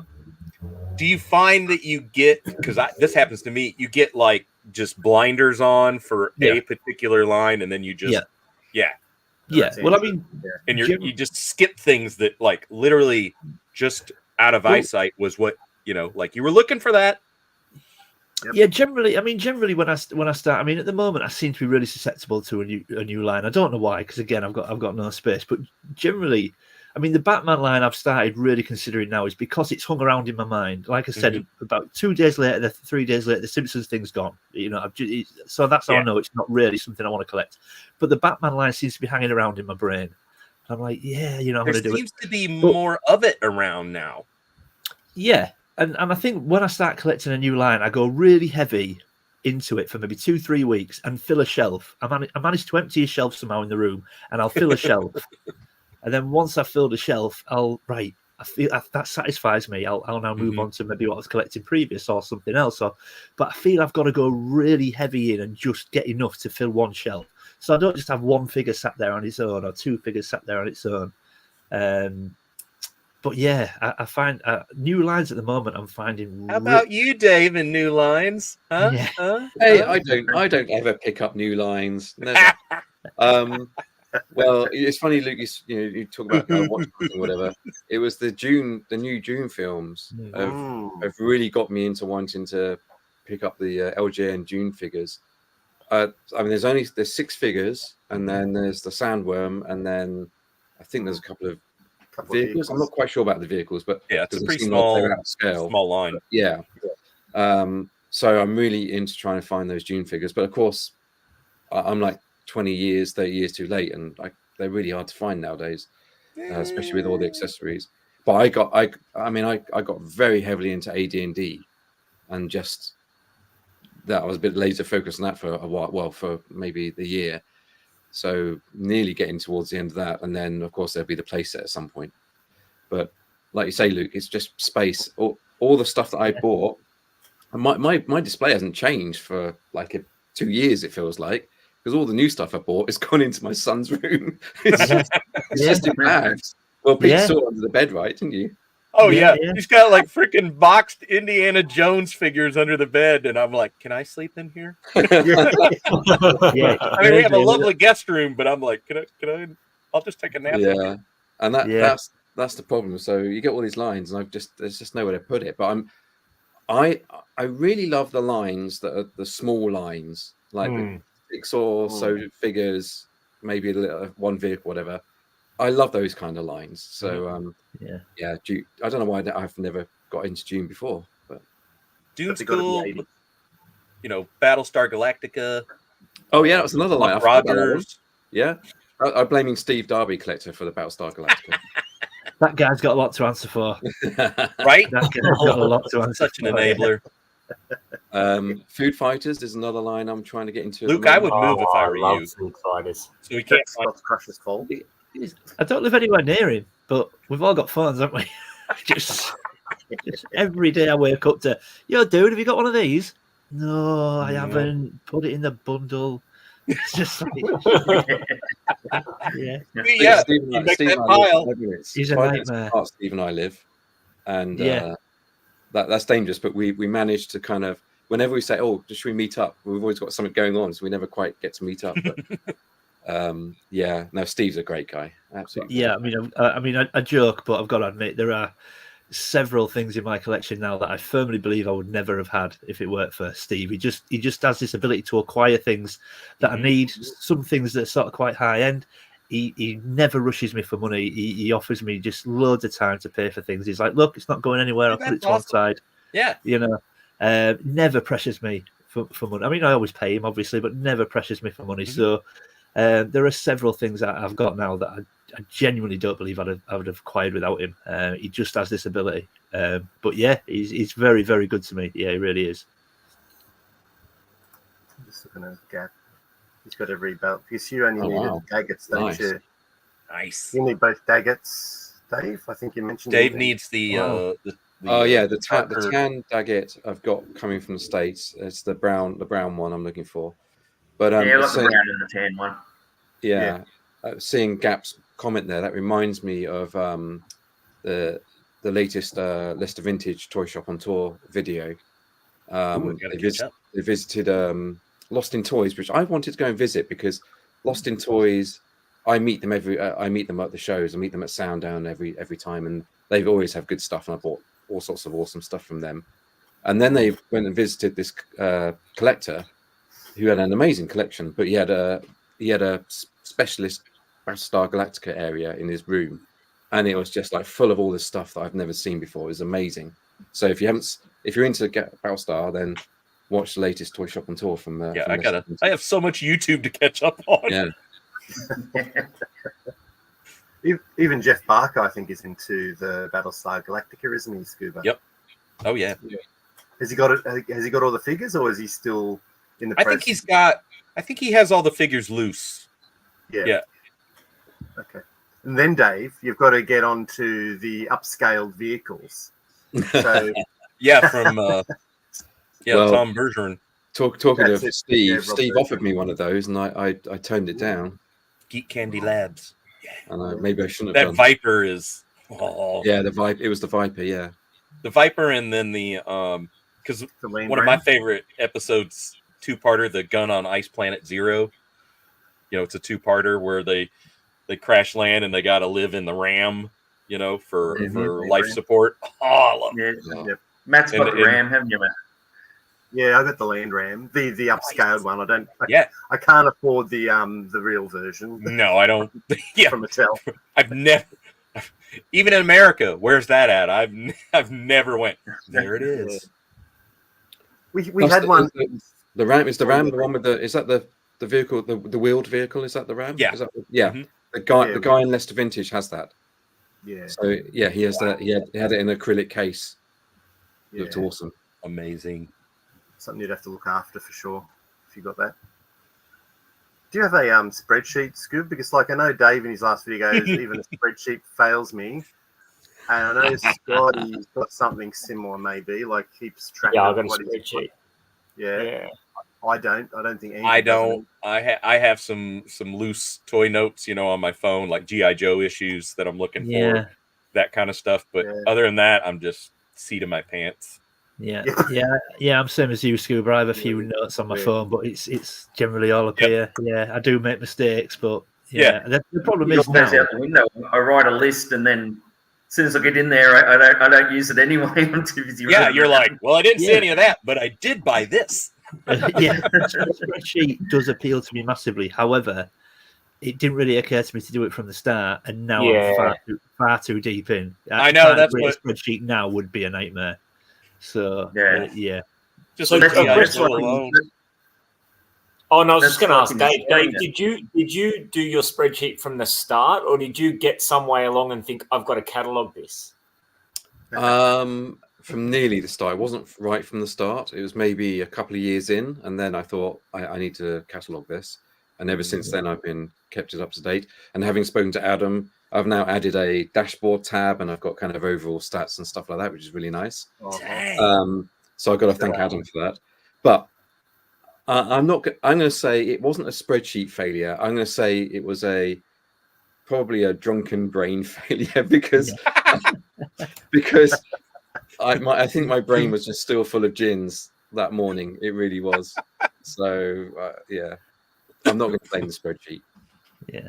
No, Although I think I did in the video, but yeah. I think with me, I don't think I envisaged how far it would go when I started collecting, and I think that's probably why I didn't start. If I started recollecting again and thought I know this is going to be a big thing for me, I think I would have, but I never envisaged it getting to this stage. And by the time it got to the point where this and that, by the time it got to the point where I was like, I could do with a spreadsheet, it was far too late. Give it to me. Yeah, far too late. Yeah, and so deep. Can I just go to get what gaps here? Yeah, we were talking about this the other day, Andrew. Like these, they made these 12-inch dolls. They had a Cylon, they had Starbuck and Apollo, but then they did this special set where they were, I'm trying to remember the episode of this. Oh, that's cool, Gap. And signed by Richard Hatch. That's excellent. Yeah, I love Very Battlestar. cool. Sorry, Andrew, sorry, Scotty, because Battlestar was probably done and dusted by the time you were coming around. Maybe even Lukey, probably for you. Yeah. I just remember this is in my junk bag. Oh, wow. Junk. Yeah, this is my junk bag because it's kind of. I don't know why. The eyes work on that. Is that missing something, or is that how it was? I think it's missing stuff. Yeah, the gun has a like a white blast that comes out of it because it lights up. Yeah. No, but the body, is that complete, or is it supposed to have some more armor on it? Or I honestly don't know. Chest piece. What I do know is a bit of toy history. See, I did mine from the start. See, that's smart. Yeah. Doing it from the start, it's smart. But I think that's got to be a premeditated thing, though, hasn't it? Because, like I said, surely you have to know if it's going to be a thing for you. Whereas for me, I never thought it would be. Yeah, became this kind of organic snowball. Yeah, at first it was just, it'd be cool to have that. It'd be cool to have that. It'd be cool to have that, and that's really all I ever planned it to be. And then, yeah.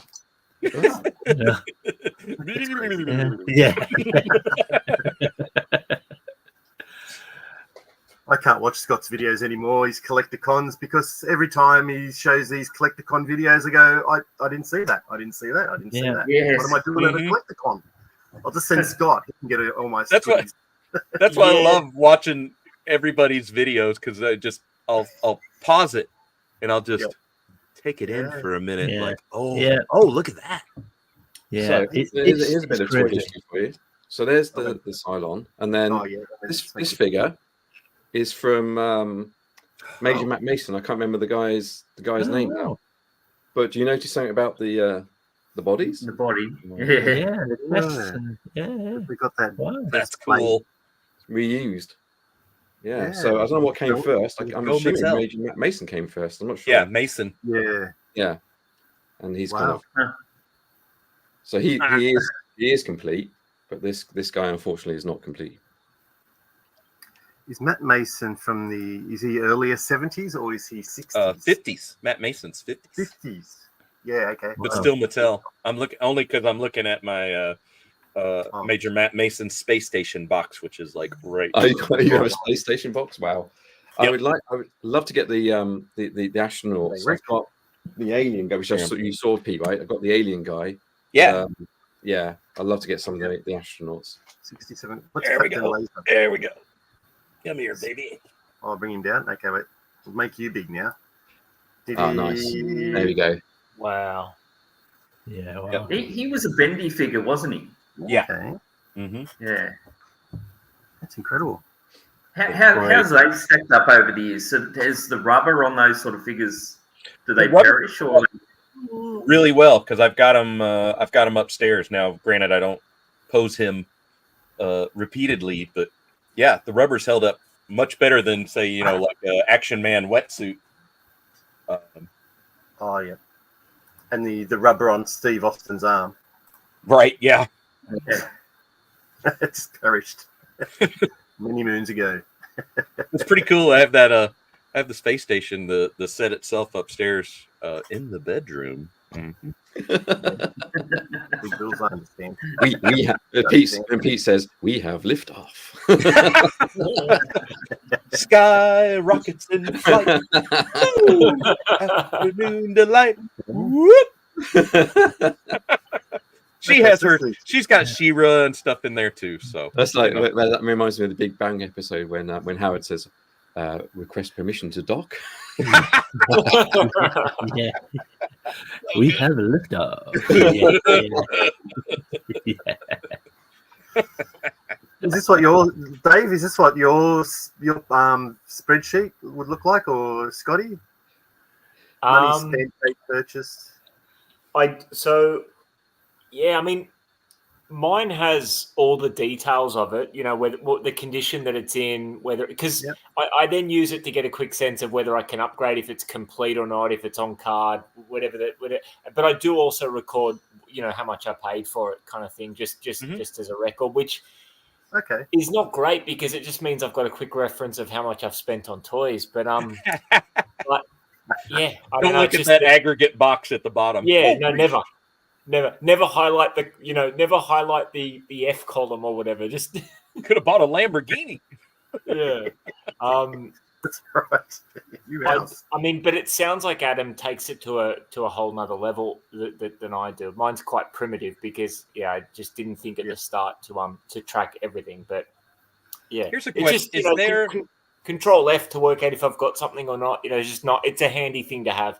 But with that said, I don't have access to it on my phone, so it doesn't really come into play when I'm hunting. It's more if I'm going to buy something on eBay, or if someone messages me and says, "Do you need this?" I don't have to go digging through tubs, or you know what I mean.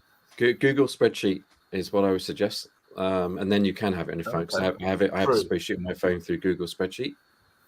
That's the best way, I think. And it's similar to Adam's. It's basically I have a category column, and then the name of the item, and then whether it's complete or not. I don't have. I used to have condition, but I gave up trying to track that.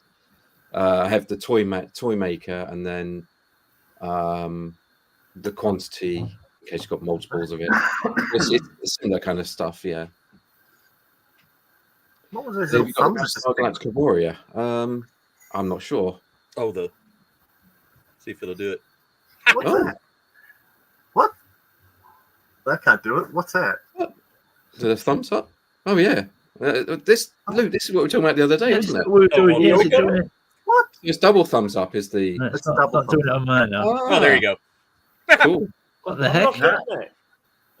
What's not doing it?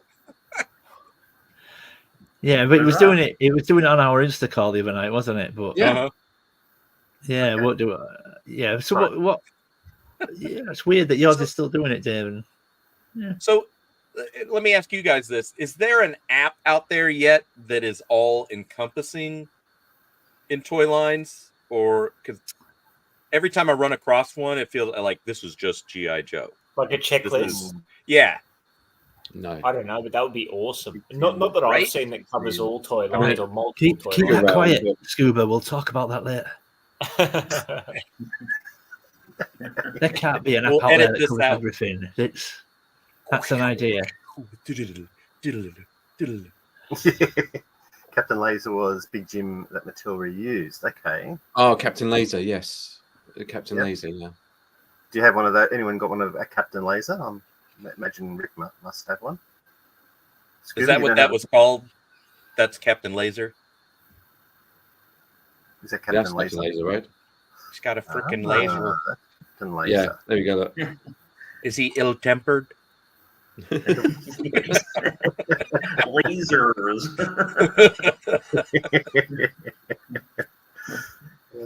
Okay. Does this interest anybody? I'm currently selling my 12-inch Galactica large figs. Oh, maybe. Ooh, touch base offline. There you go. Yes. Oh yeah. As we all go to just a puck. And that's it for Dave. We're gonna yeah. Don't hear from him anymore. Sorry, I'm just trying to keep up. I'm just aware of the time too because Scotty has to bail at 9 in about 5-10 minutes. Don't you, Scotty? Yeah, 10, 12 minutes, something like that. He's a busy I'll head man. off to my next one. Yeah, he's in high demand, Scott. You can hire him for parties, talks. Okay, so I'm just going through these. Yes, but don't let me wrap it up if you guys want to carry on a little bit longer. That's I'll just jump off when I have to go. That's fine. Alrighty. Are you running out of room, Scuba? This is another thing. It always runs through my mind. Yeah, I was thinking about that, as I was going ham in England, and I'm like, I have a lot of adventure people taking up shelf space, and it's like, I think it's time to maybe combine that, put some stuff in tubs, so I can have a more a larger variety on display. Come on, there's got to be plenty more walls there. There are around the house. They just do house. enough. They do nothing. You got to fill them up. Behind the sofa. I want the Andrew wall behind our sofa. La, la, la. You get the wall looks boring. Yeah, you got to decorate it. Yeah. I really like how the X-Wing box ties the room together. It's holding the house up, didn't you know?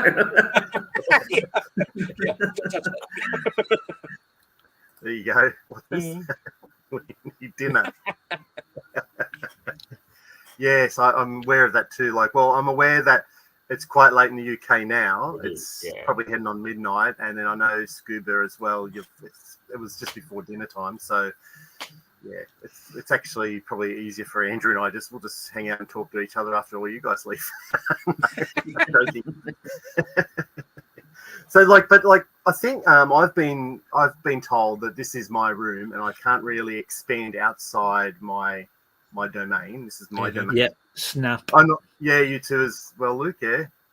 It cannot venture outside these four walls. Yeah. Yeah, that's right. I can't have pieces being displayed in lounge rooms and other bedrooms. This is only temporary. I mean, it's because we've got a lounge room at the front that we don't use. It's just an empty room, and right on. So use it for YouTube or streaming or something like that. Then I pack it all away. I think if Luke put his twin bed on top of 8 Detolfs down the middle of the room, then you could just go around it like a pillar. No, it's not the craziest idea. Right? I'm like, loft that bed, baby. It's not the craziest idea. We have actually discussed.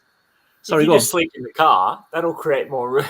Well, there is that as well. But we have had this sort of discussion. In fact, it's Rachel's idea again. It really frustrates me that she comes up with the best ideas.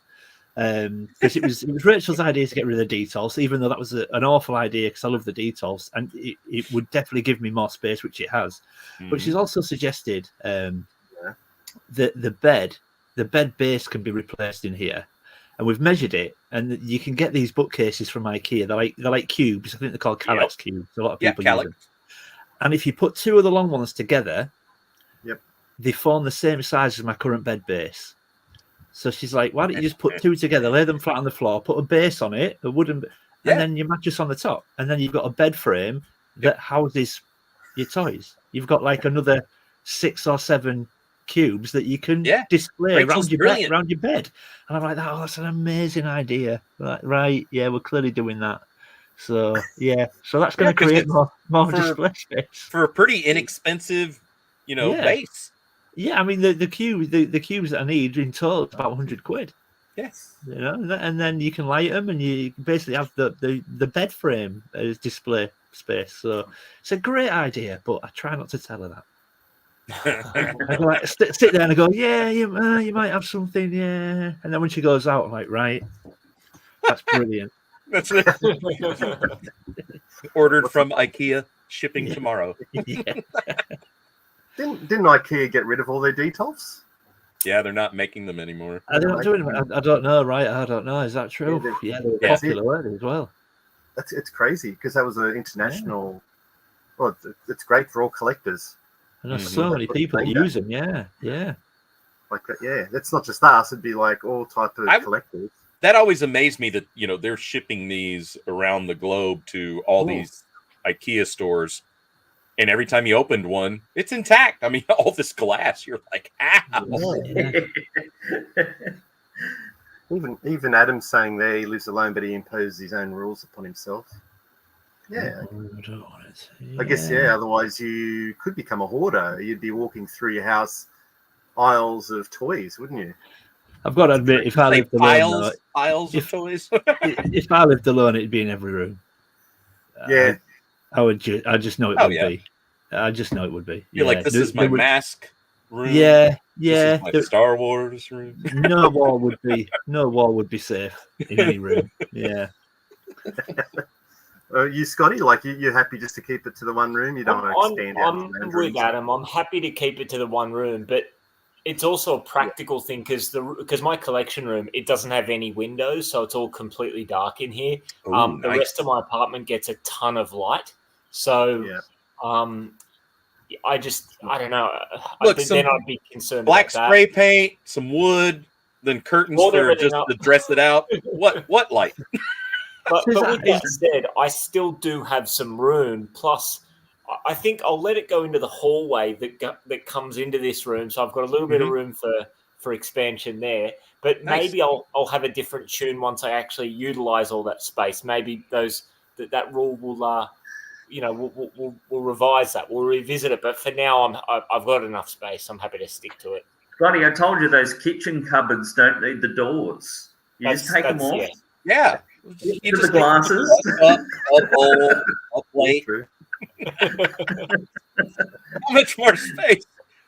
Never like day 2. Well, that's right, Adam. Actually, DCB June, since she's Swedish, told me how to say that, which is Detolf. Detolf. Yeah. DCB June Swedish. Yes. Hence the salted licorice. Hence the Swedish goodies. Yes. Yep. Yeah, I should have probably put 2 and 2 together there. Never mind. Sorry, just going back to your room, Scott. So you said you don't have a window in that room. Is that because you've blocked the window, or is there literally no window in that room? No, this room doesn't have any windows. It's a study. Awesome. Yeah, it's a study. So it's just up the hallway from the bedroom. So the bedroom has windows, the living area has windows, but this little nook in around here, there's no windows. So honestly, although it's the smallest room in my home, when I came and looked at it, when I was looking for a new place, I was like, yes, this will do. This will do nicely. Yeah. So, yeah, you see, now the thing, I mean, I might have to go the way that I think Adam's just put. Oh no, it's there. Look, he's got it on the. Yeah. So I think I would probably have to put some solar film on my window, because I understand, obviously, the UV and stuff, how it can damage these things that we collect. I absolutely hate being in a room with no natural light. I could not be in a room permanently with only artificial light in it the whole time.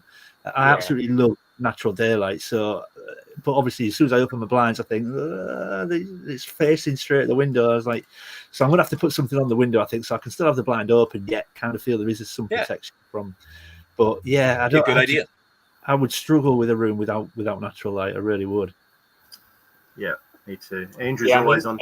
Like, ambient light makes its way in here, but I don't have to worry about the sun beaming directly on stuff. Apart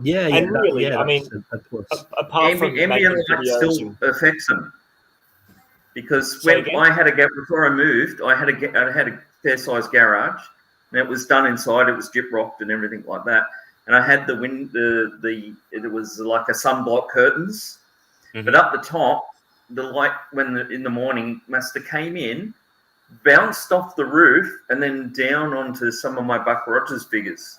And then actually when I moved 10 years later, even though remember it was pitch black in there, but it was still that reflection off the white ceiling down, and it made the figures go yellow. That's interesting. Wow. Just from that. I know the sun's pretty strong down here and with our UV and that, but it is. Yeah, so the one I've got it in now, there's no light at all gets in there. That's why it's a haven for redbacks, because no light gets in there. Oh yeah, good old redbacks. Scotty, did you want to give us a quick thing of what's happening with you? Are you up to anything before you bail on us? Well, we got the Mutagens live stream tomorrow night, which I'm looking forward to. Yeah. That'll be a good one. We're gonna be talking. We're gonna be focusing on something we haven't really spoken much about, and that's the actual original cartoon, the first series, the first 5 episodes of the 1987 cartoon. And then, like I said, next weekend we're off to Canberra to do a little bit of toy hunting. I'm just uncertain whether I'm going to try and get a video out between now and then.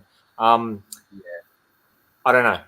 We'll see. But those are the major things happening for me. But appreciate you having us on, Matt and Andy. Always a pleasure chatting with you guys, and obviously the rest of you blokes. Absolutely. Yeah, absolutely. Right back at you. Thanks very much, Scotty. We'll let you go to your next chat. No worries at all, boys. I'll leave you to it. You guys enjoy the rest of your weekends, and cheers, we'll chat soon. Yeah, have a good Sunday, Scott. Good Scott. Man.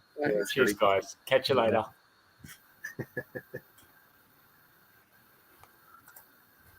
Alrighty. Well, I guess we can wind it up because, like as I said, I'm aware of time zones around the world and when you guys get to bed. You must be struggling there, are you? Do you guys drink tea or coffee late at night there to keep awake? Dave, Luke? No, Yeah. Jim. Yeah, I'm a tea drinker, but I'm okay. Rachel's a night owl, so I'll just go straight down and I'll make us a drink. Now she'll probably have a cup of tea, so I'll join her for one of them. On a weekend we generally hang around until sort of early hours. Mm-hmm. Yeah, hang out with each other. So yeah, we're all good, mate. You're not keeping me up. Oh, okay, fair enough. So you're just having a break at the moment, Luke. You're not really making any videos. Not at the moment. I mean, the thing is, I say not at the moment. I mean, Dave said it the other night when we were talking. I mean, I'll maybe take a month, maybe 4 or 5 weeks. I've got things in my mind that I'd like to, when I come back, I'd like to do. In fact, if truth be known, I did a tiny bit of filming yesterday. A tiny bit. I had an hour to myself, so I just thought I'll do a quick intro because I kind of think I know the video that I'm going to come back to. But it was quite nice just to, I've got an hour. I'll just quickly do this bit, and I'll put the camera away, and it's fine. I can just sit that in the editing suite in my phone, and it can just sit there, what. So I feel I know the 2 or 3 that I'll be coming back with, but it probably won't be for a month or so. That's okay. Yeah, good. Get your mojo back, eh? Yeah, and that, what, and that's probably how I would describe it. A few people have been in touch and sort of said, "Oh, what's wrong? Are you not enjoying it?" So I was like, "No, I'm absolutely fine, and I am enjoying it, but just sometimes the time restrictions on it, and it is literally that. I mean, my videos aren't polished, they're not professional, they're not high level, but it is amazing the amount of time they still take to do and then edit and get them ready. You've got to watch them back, to make sure there's no real glaring errors. You guys will all know that. I mean, don't get me wrong, I watch them back and the amount of times that I repeat myself or I do something, I was like, oh, that's not ideal. But you're not going to film the whole thing again just so you don't repeat a word 2 or 3 times. You watch it back to make sure there's no glaring errors. But when you think about the filming, then the editing, then watching it back before you drop it, it takes a hell of a lot of time. And I've said before, I like to film in an empty house. I feel that once there's people in the house and I can hear things going on outside the room, and I just kind of don't feel I can concentrate and film properly. So the only day I can film is on a Friday because I have Fridays off and Rachel's at work, Connor's at school. But that's the only day I get where I can maybe disappear and do things I want to do, whatever that might be. Yeah. But it's every Friday's monopolized by filming, and it's got to the stage where it literally takes pretty much most of the day. And some Fridays I get up and I just think I don't want to do it today. But I've got caught in this loop of, and again, me and David spoke about this before, where my OCD kicks in, and I kind of feel, because I've done it for so long, weekly, I've got to do it.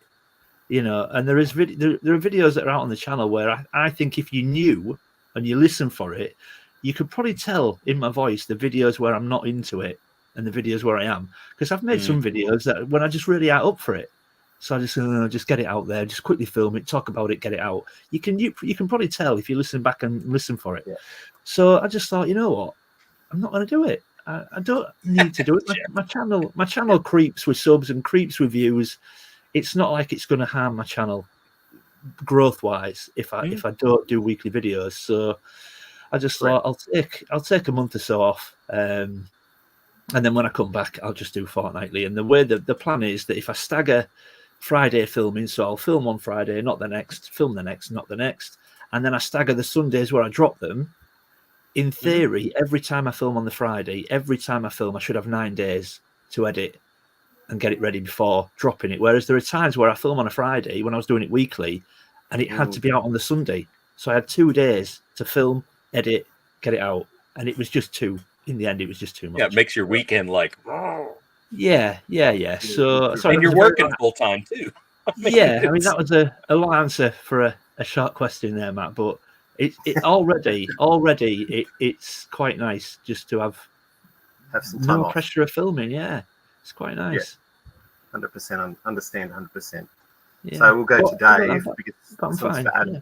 Sorry, what's no go, Lukey? What was you going to say? No, I just said, but I'm okay. And like I said, originally a few people had messaged me. I think it was almost. So I haven't been kidnapped or anything. I'm okay. You know? And you're mentally okay. Like some people probably worry that you might be depressed or something. It's nothing like that. It's just it was nice that people reached out. But no, I've said to them, look, I'm fine. I just feel I need a tiny bit of a breather from it. That's all. Yeah. Yeah, we all understand. Thank you. Thanks for explaining, because people are going to ask, obviously. Yeah. Already asking. Dave, is that a hint? I don't know, because you've been doing a few toy fairs. Really excited. And they've been doing so well. Some purchases. I think I know what he's talking about. Yes. I stopped doing pickup videos a long time ago. But I mean, I do pickups for fairs and toy hunts and stuff like that, but just general pickups. Yeah, if I haven't done a video for the toy fair, I don't do them anymore. But I know what he's talking about. He's talking about I actually dipped into the 90s and purchased some Street Sharks. Oh, wow. They're down here. Hang on. Yeah, bring them.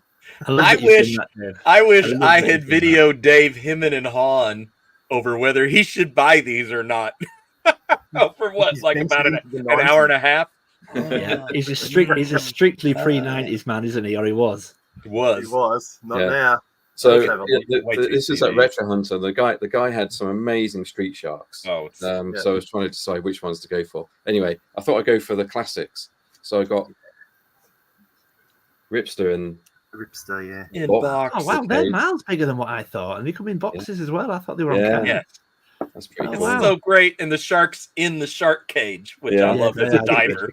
I got that one, so that's 90s, and then on the back it has for Series 1 the figures. So I thought, well, I mean, he's a good guy, so if you're gonna have a good guy, well, you need a bad guy. So picked up Lobster. Oh wow, Lobster! Oh, he's like so Kaiju. cool. He's like he could fight Godzilla. Yeah. That's awesome. So cool. The claw. Look at the size of that. Wow. So yes, I've never seen that before. to answer Adam's question, no, I won't be doing a video on these, but I should really use my Instagram to show pickups, because there's so many pickups I just haven't shown anywhere, and to be honest, they're in bags at the moment in my son's room, so I really should I should do something. He's got bags for days. I'm just out of space, and I don't know what to do. But we're probably crying out for another fixer upper video from you, because every video you do, like an NEC, I go, it's a video I'm working on. It's a video I'm going, when's it coming, Dave? When's it coming? Well, these restorations take a time, but I've got I mean, there is a good one coming next, actually. I don't know when it's going to come out, but there's one that's nearly done, so I just need to get the edit done for that. I've nearly finished the resto, but I'm really looking for it. It's a Godzilla one, which is and I've absolutely loved this restoration. It's for so cool. It's for a couple of guys that are dealers that I know at the toy fairs, and they asked me whether I could fix this up, and I went, yeah, I want to have a go at that. I've actually got a Toy SOS episode, which I've had recorded for I don't know, 6 months. I think I've finished that, recording that, or finished that, and I still haven't got around to editing it and getting it out. So, Luke knows the way I work. It's basically I put a video out when I can get a video out, basically. And I don't know why, but toy fairs come up, and I take, they kind of slot in and take priority over the restorations. I'm going to Kempton in about, what time is it now? 12. 11. Yeah, in about 7 hours' time, I'm going to be going to Kempton. How many? It'd be an early morning start, but do you know what? I don't think I'm going to record that one. I'm just going to go and enjoy it. Yeah, give over. You're like, no, you weren't going to record NEC. No. Honestly, Luke, this one I'm just going to go and enjoy. I think because I've done 2 recently. They've done really well. I just don't. Yeah. The Echo one is 13,000 now. It's heading towards 14,000 views. Yep. Wow, that's So excellent. Can I just say, lads, though, Dave is some kind of black magic YouTuber, right? Because we were at the NEC and we were all like, "You're going to do a video, Dave?" He's like, "No, everyone's going to be doing a video. Everyone's doing NEC, but there's no point." And I swear I did not see him once with his phone in his hand. Not once did I see him recording. And then all of a sudden, there's a video out, 24 minutes worth of footage. When did you do all that? I was filming loads. I think that's when he was like running to get a beer or get a coffee. At no point did I see him filming, and then all of a sudden he's got a video out. He's like, "Yeah." So he's like, "I'm not going to film tomorrow." Yeah. It's a toy ninja. No, honestly, I think I've done one on Kempton. Well, whenever I went to the last one, so I think I'm just going to go and enjoy it tomorrow. Yeah. I think that's a good shout. Yeah, and then the next one will be a resto. So, and I've got. Do you know what I've got? There's so many restorations lined up. I must have 20 or 30. And several of those are from people who have just asked me to restore stuff. So when I went to Echo, I picked up another restoration for a guy I know. So I'm actually enjoying doing the restorations for other people. So yeah, there'll be some restos coming out. Yeah, I love your restoration videos. I think they're brilliant. And if you could see Dave's restoration station that he's at, I mean, there's like all these arms and LED lights, and like he's got like a cup holder so he could. And with the straw with your drink. It's pretty amazing. I've picked up so many things from from Dave's restoration video. Even things like, I mean, obviously I've never restored a box, for example. It's like, how can you restore a box? It's a box. You can't fix a box. And you watch Dave's videos. I was like, I've fixed like 3 boxes now. But even down to things like when you watch his restoration videos, and you can see he's got this this mat with all the screws on. But like in squares, written with where the screws go. And it's like it seems such an obvious thing to do, but something I would never consider doing if I was doing it. You think that's ingenious? The level of what a great idea! Is crazy. Yeah, and then I'd still take stuff apart and like, oh shit. But I just think. I mean, not only, and I'm sorry, I'm gonna jump on the VTR Dave fan club here, but I think. You look at some of the restorations. They're inspired restorations, but what I also find impressive is how you manage to get such good footage and knit a video together whilst concentrating on something a lot of the time so intricate. And so, on the odd occasion, I do a basic. If I've done the odd basic restoration video, I find it so difficult to concentrate on what I'm doing whilst trying to get good footage. I might have my phone over the top of me, whatever, and I'm forever doing this. I'm looking and trying to fix something. I'm going, oh, is that a good angle? Is that, oh no, right? Hang on, if I move that there because you can't see it properly. Oh no, right?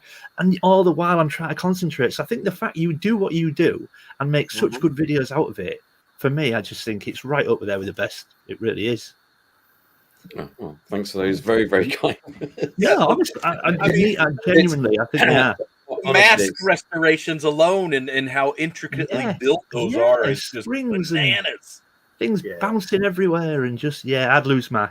I would nearly swore then. Sorry, man. I'd lose my patience. It takes a lot longer. It takes a lot longer to restore something when you're trying to film it. A lot longer. I just find sometimes I can't concentrate on what I'm doing when I'm trying to film it. So there are things that I've repaired and fixed. Certainly not to the levels that what you do, where I've just not bothered filming it because I just think I need to concentrate on what I'm doing. But yeah, I just think they're great. I really do. Absolutely agree. Well, we all agree. It's an absolute talent just to do what you do, Dave. And the voice. You're like, yeah. Calming. Tell me, Dave. Tell me how to do that. Yeah. Yeah. And the music. I love the music. Yeah, it's like Yeah. flying away in a One of the cloud. rocks. Yeah, it's funny that the music is. Yeah, I put the music on after, and it's basically how do I feel on the day when I'm editing. Well, you're making some good choices. Oh, dear. Just Jeff agrees. He enjoys watching you guys. Some of the American guys do get a little bit loud. Mellow. No offense, Cooper. They do like I think I was thinking that the other night. I was watching some American guys, and this is not. We're not putting them all in the same bucket, right? It's just obviously some are loud, and I go, I can't handle this tonight. I need to watch something a bit more calming. Just someone. Yeah, when you want to talking. chill out and you're like, Yeah. So it's then- just, it'll be in the and if it's that, I don't. Well, you talked about it, Luke. If your heart's not in it, it kind of comes across like that. I think it does, yeah. But then also that fake super excitement. You're like, yeah. oh, dude, it's back a little, Dial this it is back, super yeah. great. And you're like, oh my God, I just want to have a beer and watch Yeah, a few just toy chill. videos. Stop yelling at me. Yes. Yeah. Actually, yeah, I'm absolutely with you on that one, Scuba. Yeah. It make you jump out of your chair sometimes. You know? And it's like when there are loads of hand movement. Every time I speak, I'm going to do this. Yeah. Yeah. Insane. Yeah. We'll highlight some Yeah. big words. I'm with you. You're right, Adam. Absolutely. We haven't seen Dave's collection in person, but have you done a collection room tour recently, Dave, or no? I've never done one. Good. Never ever done a collection room tour or collection tour on my channel ever. Yeah. And I can attest he charges you 20 quid to go in there. When you have 30 minutes. If I cameras. ever redo the room, I'll probably do a collection tour before it gets pulled down. But yeah. And Scuba, do you have? I guess you're going to have a lot of videos coming out, or you're just going to have one long one, or a bunch of littlies. I think on the Scuba's channel, we're gonna kind of make that one long kind of travel vlog of it, because we tried to chop it up last year, and I think that's where we kind of got like mired in like, oh my gosh, there's so much. It was a little overwhelming, but I think we're gonna try to just do it as one long travel vlog. But then like the NEC, have it be its own little standalone video on the Scubas, because Chris is like, hey, I'm gonna do one for our channel, and why don't you do one for the Scubas? And I'm like, deal. But then, oh yeah, look, fireworks. It's back. And then I was just talking to Chris this afternoon. That doesn't work for us. On Chasing 80s, we're gonna do. I think I'm gonna get together footage and pictures and whatnot from the hunts Dave and I did with Adam and Totten, and then probably do a one for Mark's shop up at Brooks, because we had Tez and Dave and Helen and Cy, and turn that one into its own little video, and then Acme Toys as its own standalone, because I went back. I did that 2 days in a row. That's good, eh? Yeah. Filled my boots. Yeah. Oh yeah, I did video at Acme. I wonder if I can. Yeah, I might better make a toy hunt out of that. Place is great. It's a great place. I've always wanted to go there. Always. Layers. It's small shop, but it is layers upon layers. So Yeah. you got to dig, which is There he goes. lovely. I think it Here he is. comes. Here he comes. That is pretty wicked. To be Oh, fair. this is so cool. Yeah. It's going to be the This best. is Dave's version of the flag, isn't it? Yeah. This is. I can't believe I didn't know this existed when back in the day, but this is going to be the best place ever. Yeah. And I won't open up now, but it all opens up, and there's a CD ROM drive in there that comes out, and it fires. In fact, that was something I fixed when you were here, Scuba. Mm-hmm. That's now firing. That's right. Yeah. We were looking, and I Yeah, hadn't we had to realised- figure out how to open that. Yeah, I didn't realize it took batteries. So yeah, we got that fixed. As a silly American, I thought that was some sort of like,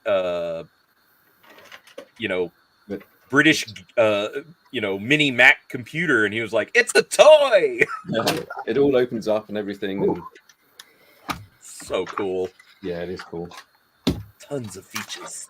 That's amazing. Imagine as a kid, like you'd have so much fun playing around with that. Yeah. I wonder what type of figures. What type of figures does it have? Like 3 3/4 figures? Or Actually, hang on. Let me just show you the. No, I'll have to open it up. Hang on. I wonder, So as good. kids, we all just played. They all interacted with each other.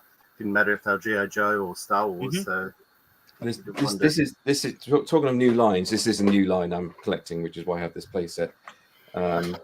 Love a new line. Love a new line. This is Intoxicating. Love a new line at the moment. The romance of a new line. Yep. The figures are Hello, beautiful. these little guys here. Oh, let me just make it big again. Yep. Oh, there. Yeah, it's probably Is that no? It might even be smaller than Mask. Actually, I think it's smaller than Mask. Yeah. What Mask figures are like 2.75? So they have kind of circuit boards and electronics on their back and everything. Man. Because obviously the whole line is kind of computer virus and computer related. Yeah. There's another figure here. I think these are the ones that come with this playset. I think. And you can see on the back there, it's got all that kind of circuitry. But the idea is that all the play sets, they all transform, and all the objects are objects that you would find on a kid's desk. You're in your kid's bedroom, you've got your kid's desk. So you'd have your computer on there, you'd have like your Coke can, your pencil sharpener, a book.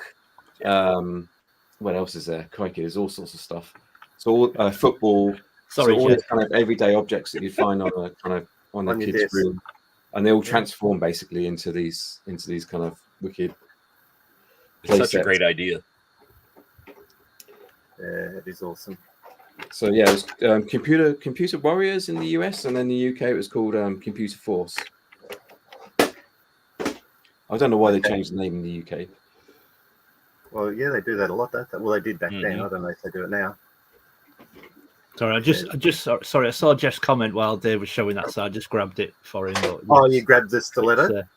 It is a complete stiletto, yeah. Your turn to be big. You haven't been big in this episode, so it's your turn. It is, to be fair, its transformation is a bit naff, the two vehicles it turns into, but in car mode, it is just wicked cool. Car mode is awesome. Yeah.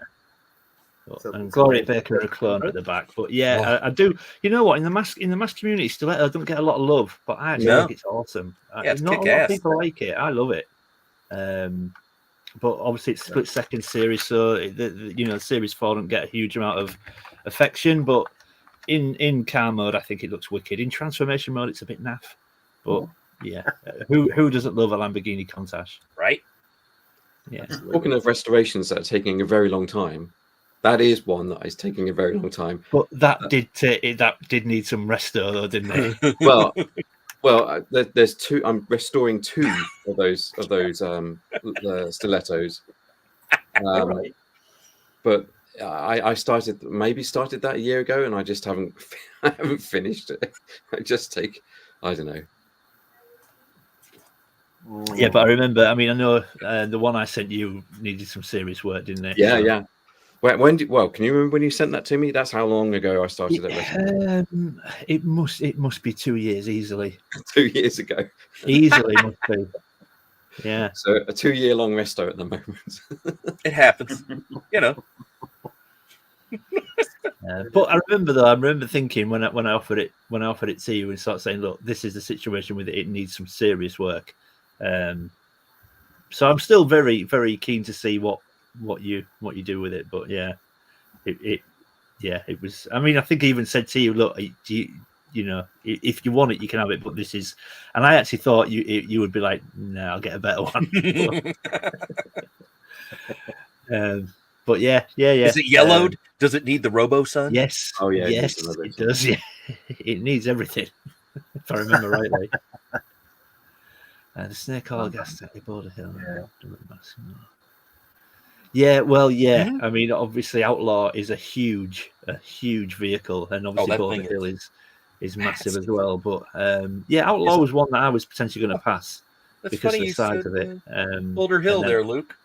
Yeah, Boulder Hill. You've got. I mean, for me, you've got to have a Boulder Hill, but, Dude.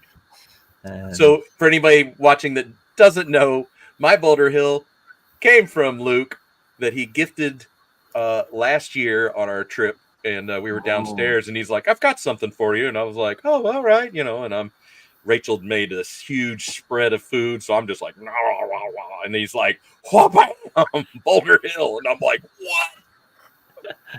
yeah, it was really fun to put that together. But I know I told you at the time, Pete. But the last couple of pieces I needed just managed to get at the 11th hour. I was really struggling to get the last bits, and then someone came to my rescue on the mass group. And they just arrived like maybe 2 days before you guys turned up. It's amazing. So yeah, I was so pleased when it happened because I was panicking. Like you just think, how do you give something to someone and then go, but there's these bits missing. You need them, Right. Yeah, but no, Here's your thankfully, gift. I've made it a project for you, though. Yeah. You're welcome. You still need to buy bits. Enjoy. Yeah. Love it. But yeah, I'm quite lucky really because I'm very much where I want to be with my. I mean, there's still plenty of vehicles that I don't have, but I'm very much where I want to be with my mask collection now. So I think a lot of people think I'm not in love with it anymore because I haven't shown a lot of mask on the channel recently or bought anything mask recently. But that's because I'm kind of where I want to be. There is still the odd vehicle that I'd like to pick up, but they're very expensive. And if I get, I don't know, 100 quid in my back pocket, I'm sort of thinking I can pick up 4 or 5 figures for that rather than spend it all on a mask vehicle. So yeah, but no, mask is still very much right up there. Yeah. In a happy place. Such a cool line. Yeah. Well, I don't get it. I'll just enjoy watching Luke and his collection and everyone else. It's too much. Everyone's getting here. You've got a little bit though, Matt. I know you've got one vehicle at least. After one vehicle that you influenced me in getting, Mr. Luke Influencia the Gator. Yeah, it's a great one as well. That's a really good one to have. Yeah. Andrew, how's the flag? It's got a lot of stuff on it at the moment because we did this video that Matt's got to edit, and where like all the 3 3/4 figures are having a party on it. Mm-hmm. So we did these lights and everything, and nice. Yeah, and they're actually having this party, and they got like. And we've got a band there and all this sort of thing, and there's a big banner saying, happy 1,000 subs or whatever, and then they're all the goodies. But it was amazing how many 3 3/4 we actually got on there, wasn't it, Matt? Yeah, must be like about 50 of them at least. And there was heaps of room for awesome vehicles as well. Yeah, it was fun. Very cool. It'll be a funny video. I mean, because the baddies, they're on the they rent the Black Pearl ship, and from Pirates of the Caribbean. Yeah. So that's the Cobra Commander, and then we had this dock, and we got this scene when they're coming through the door, like Dr. Mindbender says, "Oh, I brought some friends," and they just keep coming through this door, and they're all the baddies, so they're all on a ship trying to find where the party's at. So they stop and ask they're stopping and asking different characters where's this the Battlestar Galactica Ovions, because I've got an army of them, so they live in the fruit bowl. So it's pretty cool. It's fun to make. It's actually fun to put together too, because it's just they're at a seaside, and you think if you're at a seaside, you're going to hear seagulls, you're going to hear some water. So you're kind of adding these sound effects in as well to make give it that feel that they're there. It's a lot of fun to put together as well. So. It just takes ages to put all these figures back, you see. So I spent yesterday I've got to put all these, Battlestar Galactic ones back, and Black Hole, and and the buggers, if the O-rings are a bit dodgy, they don't stand up. No, they're stink.